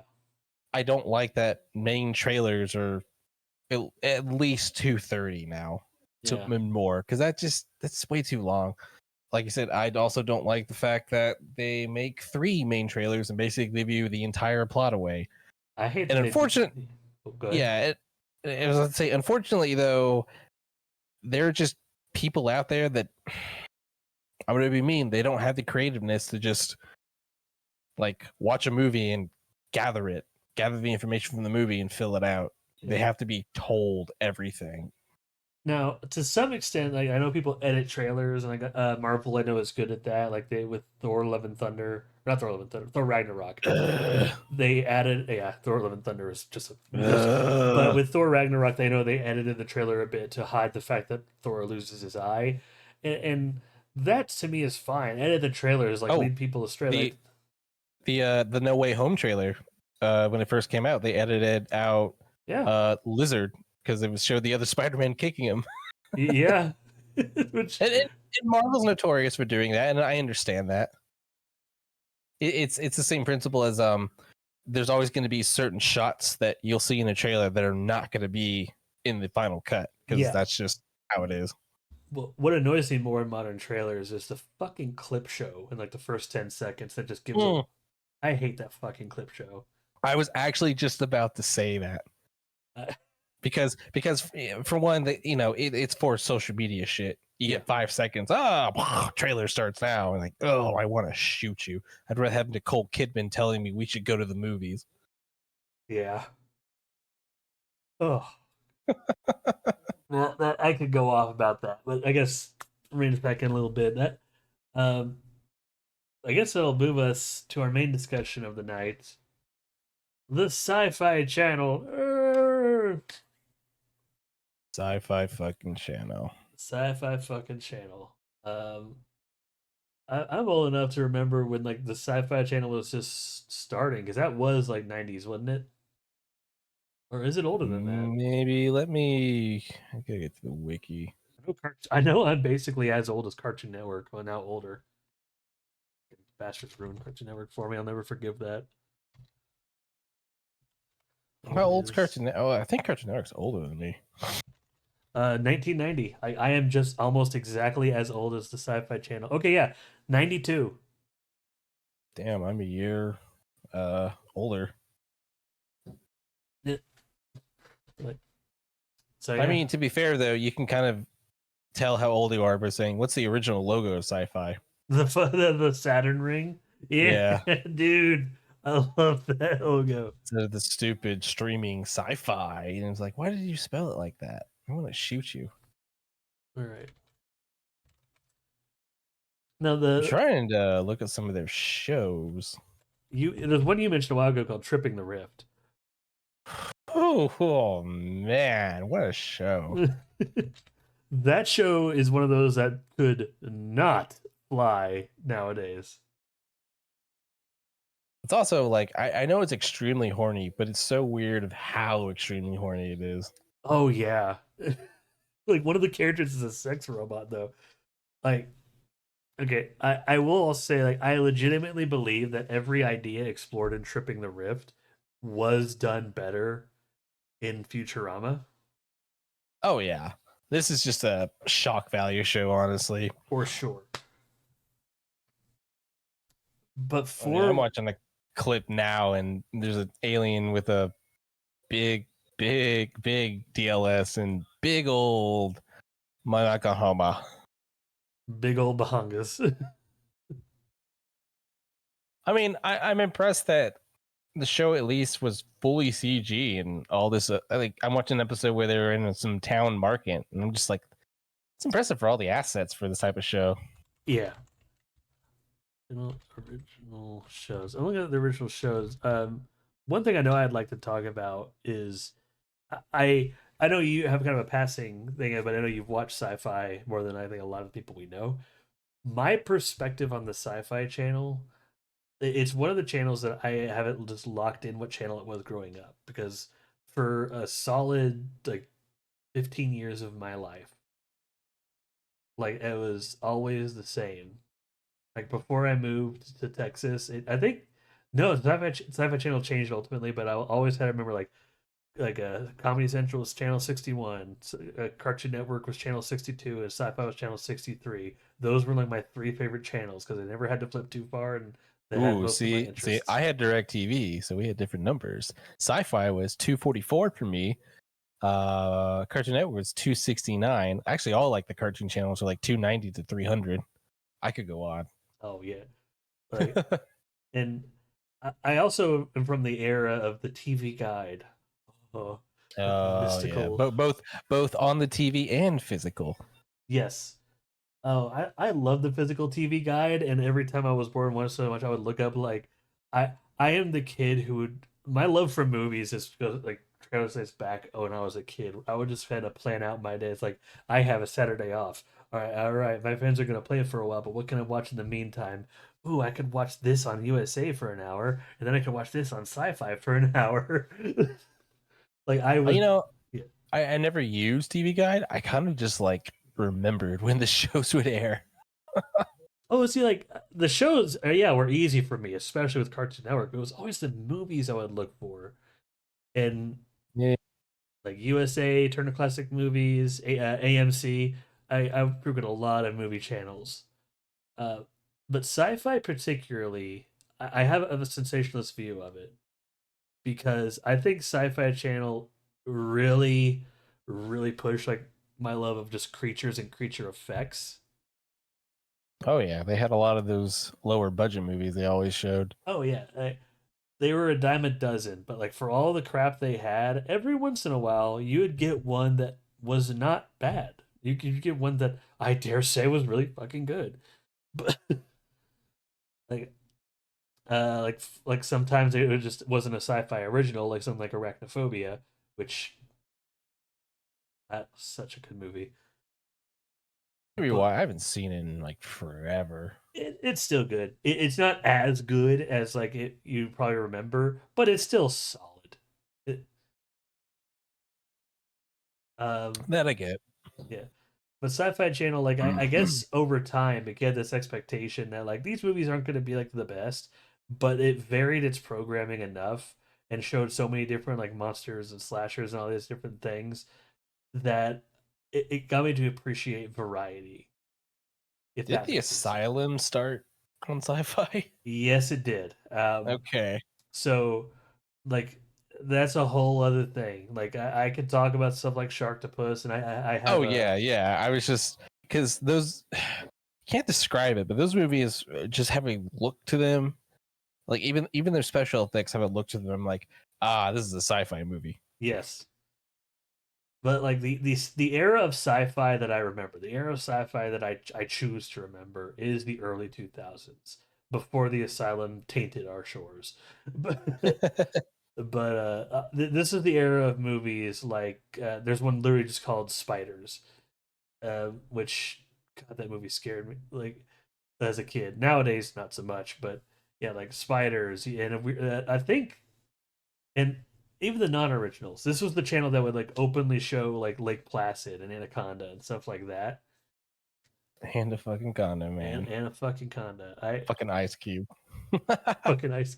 I I think all of the good stuff from Sci-Fi moved to Spike TV before they just became a Family Guy network. Yeah, possibly because Spike TV was. Or no, FX became a Family Guy. Yeah. Oh, FX. Well, no, FX isn't a Family Guy thing at all. Who's showing? Oh, Griffin remembers, but we were watching some. It was either Spike or FX. Somebody, one of those channels.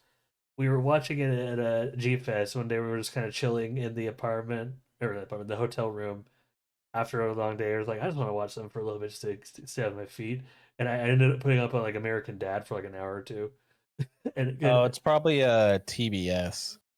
Like I probably like I think FX only does Family Guy, but they also do Futurama, Simpsons.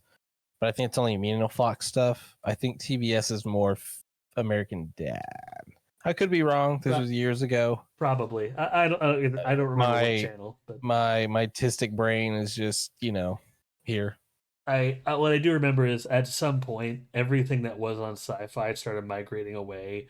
What Sci-Fi is now is a far cry from what it was when it first aired. I mean, and I have no idea what it even is nowadays because I don't have whatever it's on. there's actually like anime blocks for classic anime, which Odd. odd, yeah. But I mean stuff like Like, Yu Yu Hakusho and Urusei Yatsura, like old school '80s shit. first of all, if you on culture swine, you hawker shit was the 90s. Oh, sorry. And USA Yatsura was the 70s. Oh, sorry. No. I'll hand over my weeb card. Well, well, honestly though, since you bring up anime, back in like 2005 or six, they actually did have an anime block for a while. They did like, but it used to be just like one night of the week though, Yeah, yeah, and it'd be like 1 or 2 hours at most, and and it was always like one of the three shows they could actually afford. nowadays, because I noticed because I was staying over at my parents' place for a while when they were out of town. I was watching their dog Annie, and I had to spend my time just kind of watching TV. I would always flip between two channels. One was USA, because even if in passing, I always have like some level of interest in shows like NCIS and CSI because I'm a sick little monkey. But Oh, I watched the shit out of SVU, dude, on USA. hell yeah! But of course, Syfy Channel, uh, it's every night. Like their anime is like every night now, and it's not just an hour. It's I swear it's like from like 9 p.m. to like 2 or 3 a.m. just anime. Well, And I mean, anime's a lot more mainstream now, and it's probably the only thing that might get them some views. yeah, because everything else that's on there, you'll get the occasional show like Face Off and whatnot that I'm sure still gets plenty of like decent views, but there's a whole lot of like alien conspiracy and just like asylum movies on there right now, and it's just man, like if you want to watch Sharknado and then watch an hour of one guy going aliens and then anime, Uh, this is your channel, which is technically sci-fi, but I always remember what the Sci-Fi Channel was and what kind of shows it had. Because yeah, it's we think about like tripping the rift, but I they had other shows. Correct me if I'm wrong, but like Tin Man and the Dome were both on Sci-Fi, right?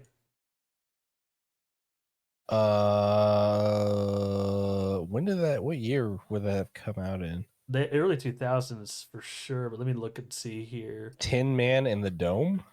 Two different shows. I think it's just called Tin Man. Oh, Merlin. Oh, Ooh, Merlin was I on was gonna there. say, is Tin Man their like Allison or not Alice, Wizard of Oz Yeah, reimagine that had Zoe Deschanel in it? I think so. Yes. I think it was a movie, yeah, not a series or a Was it a limited movie? series. Okay, limited series. Okay. Okay, yeah. So I looked up Tin Man and what was yeah, that's what I was thinking of. Like Alan Cumming is like the one I remembered the most. His weird ass outfit. Ah, miniseries. That's the fucking word that was before limited. Oh, that's right. They produced the 2000 Dune series. They did. Wild. I'm looking at a list of their movies right now and everything. There's Van Helsing. What goes to oh, they did fucking Krypton. All right, I have no weird. idea why. I'm looking at their adult animation and I was like, where's Stripperella? I mean, I mean, let's see. They I'm like, oh wait, that was Spike TV. let's see. They Mr. Science Theater 3000 did that for a while. Invisible Man. They had that kind of whatever Tremor show. Eureka. Oh, They had oh, Eureka. dude, yeah, I watched a lot of Eureka. Yeah, they had Battlestar. They had all the Stargates. Warehouse 13, which wasn't a bad show. Caprica, like you said earlier, Merlin, Being Human, the English one, or not the English one, the American one. We're English. We're the better English. They actually did. They did the 12 Monkeys television series. If you ever saw that, I have not. Or have you ever seen the movie? I have seen the movie. It's been a minute though. I'm looking up like a show that I looked up their adult animation. Okay, I have seen an episode of this weird, stupid show, and I got turned away immediately. Like Magical Girl Friendship Squad. Doesn't sound real. It, it is. It's dumb. It's two dudes who become magical girls. Okay, It's hold on. I need it to look this up. it's so stupid.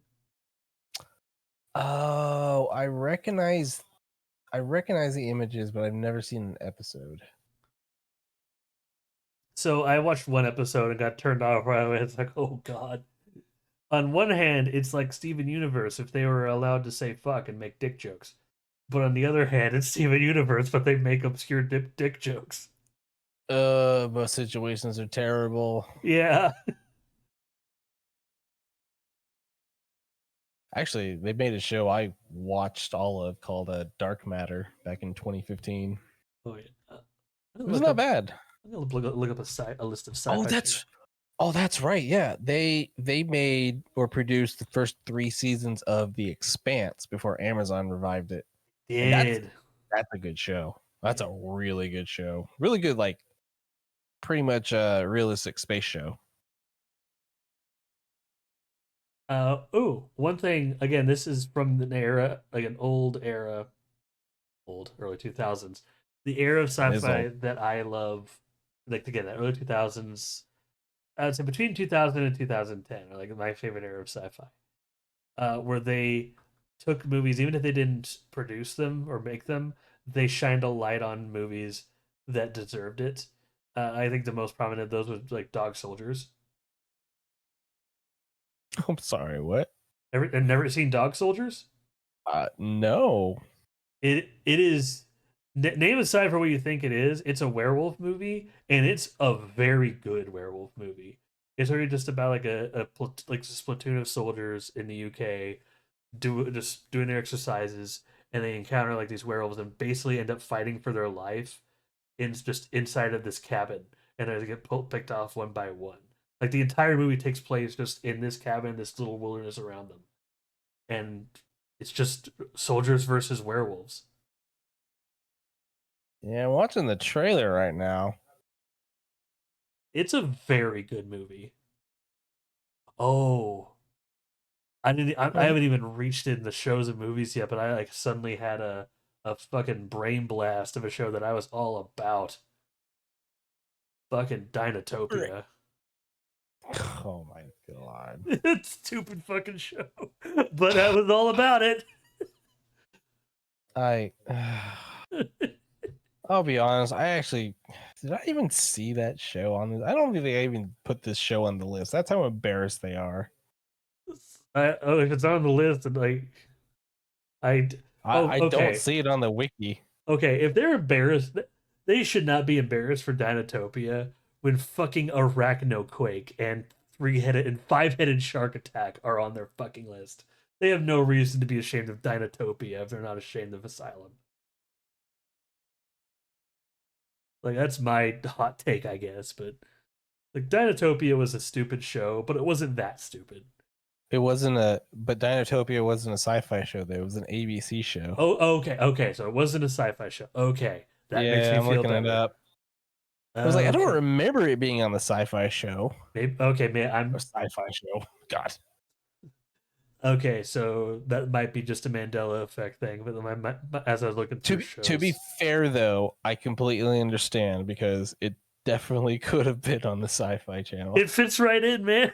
It just uh, I will also oh, thank Sci-Fi Channel, but also damn you Sci-Fi Channel for introducing me to Charles Band with in the Puppet Master series. I have not seen those. Um, they're oh gosh, sort of going a little Charles Band cake. They're bad, but like the best thing I could say about Charles Band, even if his movies are bad, there is a lot of effort he puts into, a lot of love he puts into his movies. Like this is clearly like one dude, not a lot of money.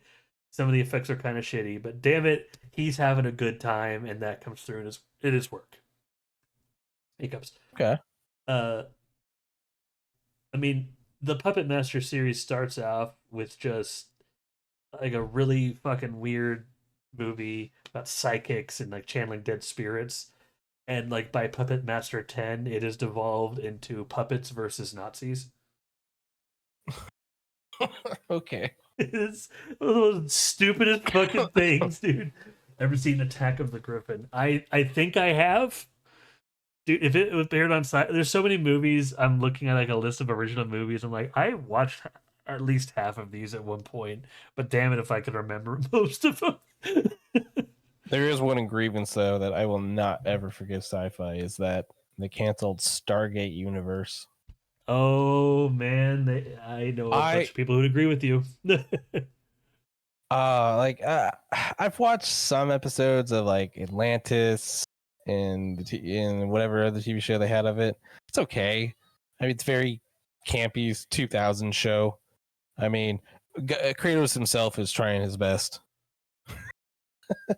If you don't remember, current Kratos actor was in Stargate Atlantis. Oh yeah. Yeah, he I played the remember guy how with he looked the in those movies, those things.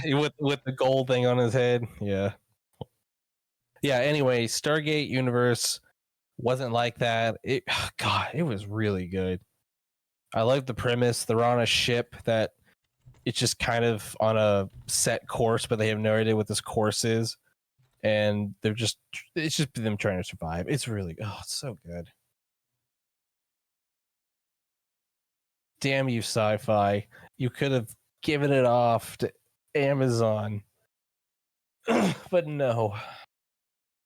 My God, I was about to bring up another thing that apparently ABC and Sci-Fi are like just crossing each other because I was about to bring up a movie that I love called Creature. This Peter Benchley's Creature. I was thinking, yeah, I saw this on The Sci-Fi. creature. Apparently, it started on ABC, and then after like a year or so on ABC, it then moved to the Sci-Fi Channel. So like, which Okay. So that's probably why I thought that then. Okay, that one feels more justified than Dinotopia. But no, Peter Benchley's Creature, if you want like a weird, obscure thing that's worth it, it's that. What's the dude who, oh, fuck. He was in like Breaking Bad. um Giancarlo Esposito. He, oh yeah. he He was in plays, the New World trailer. yep. Anyway. He was in Peter Benchley's Creature in like a role that I would never have. Now that I know who he is and like what like his best roles are, going back to Peter Benchley's Creature is wild to me because like he plays like a fucking hobo with PTSD just rambling all the time. Okay. And it's so weird to see that. You just see like this, yeah. You see him like Payday 2 and like Breaking Bad and Star Wars and like these dignified, devious roles. Then you watch Peter Benchley's Creature. Yeah, the shark. Yeah, dude, it is wild. All right, I'll add it to my list. It's listed as like a miniseries because it's basically two movies in one, but it's very good. What's it called? It's just called Creature, like Peter Benchley's Creature. Okay, I'll bookmark that. Yeah, it came out 98 on ABC. Aired for a while, then moved to Sci-Fi. That's one thing I'm noticing about the stuff I'm remembering is I think Sci-Fi what kind of ended up dooming them in the 2010s. Not only the birth of the Asylum, but I think they decided to be the dumping ground of other channels' schlock, Oh yeah. and it worked for a time. But I think that's why they've had to go through so many changes and had to incorporate like more anime and more like unique stuff and just have such a Well, also inconsistent. don't forget that they are also had a crap ton of reality shows. Oh yeah, Like like a crap ton, like especially between I'm looking at the list like 2009 to about 2017. They just produced so many of those shows. Because I remember Ghost Hunters was a little bit of a big hit for a long time. Scare Oh yeah, Tactics as well. fucking scare tactics, man. um, I remember the show Who Wants to Be a Superhero. I remember that too. Yeah. That show is. There's one clip I remember from Who Wants to Be a Superhero. There's like this big black lady, and like, what's your superhero name? I'm Big Mama. What? How do you get your powers? I eat this crawler, and then I get. It was this. It was so stupid, but like. I feel like that show would actually go off really well nowadays because there's a lot of fucking cringy dumbasses who would like, hey, just Oh yeah. Oh no, like half these shows they would kill though. Oh, sorry. oh, you're good. Oh, Destination Truth. Oh, was it Josh Gay? Oh my god, I remember this show. Do you ever know about the show Destination Truth? Oh yeah, I Oh, with Josh Gates. I think Oh my god. they actually did reruns of that when I was at my parents' house. They'll do reruns of some of these shows nowadays, particularly like the reality shows. So that one is still they're very aware of and they're very just. But I think it's just some of their original movies and like stuff. Fuck. Um. Oh god, dang it! My brain is like overloading itself right now. Same. It's let's see, is that show starts with an E? Fuck. Is it a miniseries? Eureka, yeah. Oh, Eureka. Like they're not really doing anything with that anymore. So like they'll have shows that do good for a time and then they just kind of kill it. Maybe they're worried that the shows they produce will go to other places. Like Mystery Science Theater kind of went to Netflix nowadays, for better and for worse. But or no, well, Yes. more specifically, it's mixed between Netflix and its own thing with Rift Tracks, which I love Rift Tracks. But Yeah, this is one of those things where I don't know the inner workings of how stuff is licensed out, like stuff like that. yeah, Because like that's split up between like a whole bunch of different things too, besides Netflix. So who knows? Like maybe it's current stuff that they get, like anything new produced after yeah, a certain or a year. Anyway, it's yeah. No, I think you can nail the head. Like it's evident though by just with how many shows, how many unique shows, how many movies that just kind of cycled in and out throughout the years and are just no longer showing now. That fact alone is evident that either something was mishandled behind the scenes or some probably poor decisions were made over the course of a few years behind the scenes. And it's like and now sci-fi is in a state where it exists. It still has stuff, but it's no longer like this powerhouse of just schlock and cult that it was in the 90s and early 2000s. I don't know if I'd say it was a powerhouse. Well, again, I have a super sensationalist perspective of it, so Yeah, okay, I get that. I mean, I remember because I had DirecTV growing up, and I would always just scroll past it because on DirecTV it was always lumped in with like USA, TNT, TBS, Comedy Central, kind of in that channel range for some reason. yeah. Like Actually, gonna see if there's something on YouTube TV that's because I know YouTube TV has like Comet, which might be the closest in a sense to old sci-fi, just because they play like the older weird stuff. yeah. But nah, probably not. Oh, actually, they do have a sci-fi channel, and they're playing The Matrix Revolutions. Wow, Wow. wow. I said like whenever they're doing anime and shit, like it's still good. Like they still have stuff. I think I I miss like all that era of sci-fi where I could just turn on a movie and I know I would enjoy it even if it wasn't good. Like, 'cause, yeah, I mean, for gosh sakes, they have a movie on here called Chupacabra versus the Alamo. Well, it's funny because I think the sci-fi little channel on YouTube TV is just pure movies because it's Matrix Revolutions. After that, it's The Hitman's Bodyguard. After that, it's 1408. After that, it's Happy Death Day to You. Okay. After that, it's Halloween 2. And it's just like, okay. Some of those though I don't see as uh, They're not.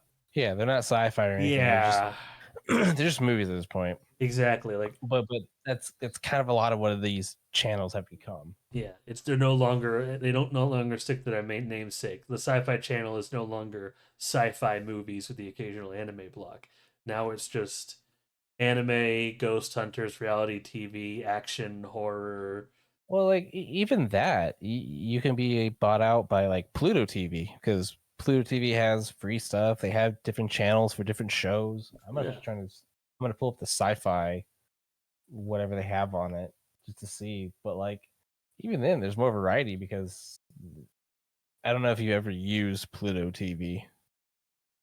Um, not really. I've tried a few free streaming services. The one that I'm addicted to right now is Tubi because everything that was Well, on old sci-fi is on Tubi right now, and for yeah, one, why did I sound like that? Sorry. What I like about Pluto is like you can go through a channel guide, but if you want, you can just channel surf because they have like movie channels and then they actually have TV channels based on certain genres. You'll like this though because on the sci-fi genre they have a tokusatsu channel and a Godzilla channel. oh shit. Right now they're playing Godzilla, Mothra. Oh god, Oh, they playing GMK up in this bit. yeah. And then ironically after that it's 1998 Godzilla. Fuck yeah, dude. Sorry, No, Zilla. sound it's fine. Like, uh, I mean, yeah. well, looking at a Even list of shows, here's a fun question. Like looking at the list of all these like shows that were sci-fi originals, if you could bring one back, like have them either remake it or just continue where they left Dark off. Matter. Dark Matter. Yeah, I enjoyed that show a lot. It came out around 2015, 16, something like that. It was a really good show. Um, but I think around the third season, budget problems or something with sci-fi. Yeah, it's a really good show. It's basically like a group of people wake up in a random ship with no memories of who they are, and slowly through at least the first season, you find all that mystery out. But that sets up for more because once you find out who they are, they have ties to other things, and now they have to like run around the galaxy, kind of avoiding all this other shit. Great. It's actually really good for a sci-fi original show. Yeah. Production wise too, really good. So looking, I'm realizing that oh wow, it did get a lot of seasons, but I would love just another season or just something as a continuation like it, which there technically is with SCP, but Warehouse 13. Yeah, I watch a whole lot of that show. Like I love stuff like that. I love SCP. Like Sci-Fi Channel shows are literally just throw shit at the wall and see what sticks. And because you like look at some, so a lot of these are just like one season, one season, one season. Warehouse 13, 5 seasons, 64 episodes. Haven, 5 seasons, 78 episodes. Lost Girl, 5 seasons. It's like there was a I mean, time where they committed. hey, when something hits and you can produce it cheaply, why not? Yeah. I think that mentality, the downside of that mentality is it gave birth to the asylum. Like I like Roger Corman. I I I love Roger Corman. Mad respect for him. I do not like the asylum. I do not like movies that are just blatant ripoffs. And they're not even like decently good. They don't even try. No, this is just cash grabs. We're gonna make a movie for $1,000 and make $2,000. That literally. Like, yeah. But then they made Sharknado and people loved it. And you're like, what the fuck? Uh, I don't know why they love that one. It's bad. It's like watching Birdemic. Yeah, yeah, yeah. That's it's not. You're not It's just wrong. it's just like anything happens. It's person on green screen, but they don't move. Oh shit! Legend of Ugh. Earthsea was there was a live action Legend. Wait, hold on, hold on a second. I might be thinking of something else. Legend of Earthsea. Yeah. Do we mind if we wrap it up in the next 15? Because I gotta go to bed. Oh I'm yeah, no, sorry. I was about to look at this last thing. What's it called though? I want to look at this. Okay, so yeah, Legend of Earthsea, like Tales from Earth. So there's Tales from Earthsea, the Hayao Miyazaki film, and there's a live action thing that got 2 episodes. It's like a miniseries called The Legend of Earthsea. Like what The the fuck? mini series. Yeah, I saw that title and Oh yeah. My Miyazaki brain was just like, what the fuck? I didn't even know about this. A wizard of the Earthsea in Tombs of Atun. The story follows Ged, a powerful but reckless mage in training, and Tanar, a young priestess who were drawn together in a battle against an ancient race of demons known as the Nameless Ones. Danny Glover was in that? What?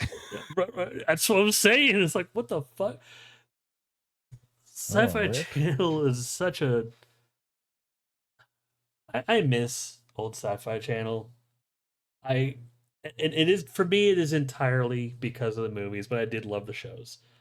I I think I also just kind of miss that era of shows where, yeah, you would get 20 episodes, and yeah, maybe not every episode would be the best, and they would pad out time, but at the same time, you just felt like, I don't know. like these people Like, had a weird idea, and they're gonna commit to that weird idea. well, it also just felt like you tune in each time or you catch an episode and you'd feel like, oh, this is comfort. Yeah, I don't know. like you're not missing anything.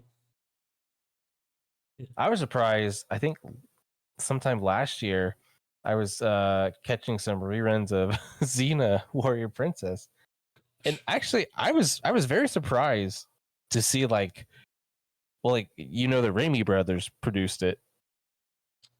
Yeah, Yeah, I never knew that. And then like actually, I caught an episode where Bryan Cranston was in it actually. fuck. Yeah. Okay. And I look up stuff, and I miss that era of television too, where like you didn't need to have an episode necessarily be plot focused or moving something along. It just be goofy, or you just have a one-off episode because you had 20 episodes to work with. And don't get me wrong, I mean television's good now. I guess it's pristine, clean jazz, but sometimes you just want like a long series. Hmm. So this is the show that I might have to. Okay, so it's literally just a cosplay competition of people making stuff. But I saw a show in the reality. It's called Cosplay Melee. I'm like, please let this be a show where just a bunch of cosplayers are hitting each other with their prop weapons. just What are we no, talking about? I could just go down to the local con for that. hell yeah. I I guess see it. Cosplay my Melee. yeah. I guess my final thoughts on Sci-Fi Channel. Yeah, I miss the movies. I miss the creativity of the shows. It's I'm gonna derail this very slightly, but it kind of matches my thoughts. A while ago, I watched a video by Rebel Taxi about Cartoon Fridays, and Ooh, I didn't know you watched them. from time to time, I love his video on Cartoon Fridays. His Yeah. ultimate view on that is, uh, like think of it like Looney Tunes. We all love Looney Tunes, but not how many of us alive today were there in the theater in like the 20s. Like Yeah. stuff like this, it's going to be around, or it's always going to be stuff like a movie trading company or just shown on other networks. But like they're being in this specific channel at this specific time, that like people could just comfortably turn on the Sci-Fi Channel and have a good time. Like that was special to this particular era of people, and like I'm very fond of that era of the Sci-Fi Channel because it was a comfort channel for me as a creature-loving sci-fi kid. Oh, dude, that's how I feel about like Toonami. Because like I can't explain the way Toonami felt. I can't explain to you the atmosphere watching that block, trying to get home and watching all those shows. I mean, like Toonami, like not only that, they had the cool ass bumpers in between. They had those really cool but like motivational type video cuts. It's something like that. It's like it's something that I could tell you about it, and you go, huh, okay, but you had to be there. You had to really just experience it. And I know that's just such a Oh God, what's the word? It's such a generic thing to say, but it's true. It's true. Like a lot, the '90s and early 2000s were so weird and different from nowadays. You had to be there is just the best way to describe it. That Oh, so, dude, Butch and I have had conversations, and I've told him if you go back and watch like commercials are a good example of just the shift because if you go back and watch 80s commercials are pretty sanitary. It's still a lot of like product in your face, talking to the camera. Early 90s kind of start, and you slowly start to just see them really experiment with weird stuff. I mean, go watch some kid commercials from the 90s. They're crazy stuff, like ADHD bouncing off the wall type of stuff. And yeah, it's like you just won't understand. That's just how it was. It was a different mindset. People were just doing different things. yeah, Ah, yeah, so yeah. that was a tad rant, but yeah. No, it's a good rant. I think yeah, just Sci-Fi Channel and everything about it, man. Yeah, You could man. look at it now and see one thing, but how it was in the heyday, you just had to be there. It's definitely a time capsule. It is. It's a time capsule of everything good and bad about its era. Yeah. Now, if excuse me, I'm gonna go download all of Trip with the Rift. Well, before we let you go, before we let you go, we of course had to do our little closing stuff, and we got to spin the wheel. Oh, let's spin that wheel. All right. That's not there's the wheel. Okay. I Oh, had reactive on instead of the wheel, so people got to see it behind the scenes of the avatars. But oh well. But now we have the wheel. So ooh. of course, we got the topics on here. We have guilty pleasures, 80s horror, what the fuck did I just watch? Hand drawn Disney films based on a true story, sequels. Since Sci-Fi Channel is being kicked off, I replaced it with YouTube originals.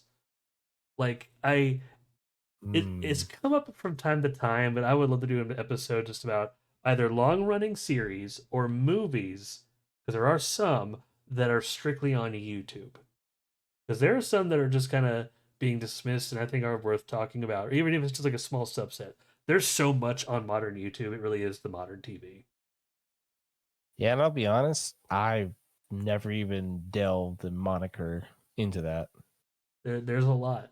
But then, of course, the last one is the guest decides. That's where it went last week. But without further ado, let us Oh spin the God. wheel.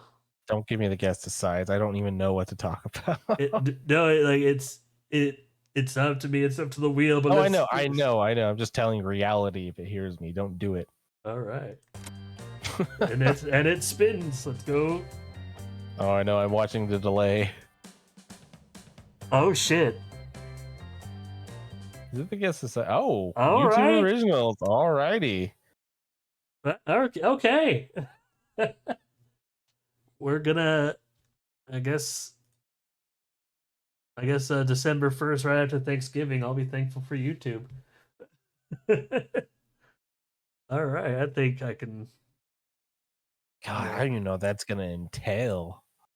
well, it's going to be complicated because again, I want to look for shows and movies that are strictly on YouTube. Um, the or like they wholly got their start on YouTube. It doesn't have to be like feature length movies. I'm thinking about like big like lengthy productions. So like Yeah. think like if the Emperor had a text to speech device like that, it's a long running series. They don't release super frequently, but exists wholly on there. Or uh, there's a movie by a group called Neebs Gaming that have a movie that I'm going to talk in depth about called Toontown. It's on Tubi for free, but it is so fucking funny. Toontown. Hell yeah, or Toonstone. That's or not Toontown. Toonstone. It's supposed to be like Tombstone, but they're cartoons. Okay. Like there's a horse that talks like Matthew McConaughey, and he has an argument where the horse like, well, you talk about horses don't talk. Yes, they do. He's just staring at the horse, giving him the stink eye. It's so I love absurdist comedy. It's funny enough. Again, well, more about that the next time. thank Do you the for next joining. time. Yeah, thank you for joining me today and rambling about sci-fi and No, a whole thank you bunch for of other having shit. me. Yes, this was really fun. All right. Well, It is. I won't keep you. You have yourself a good sleep. And for those watching, we'll see y'all next time. Bye bye.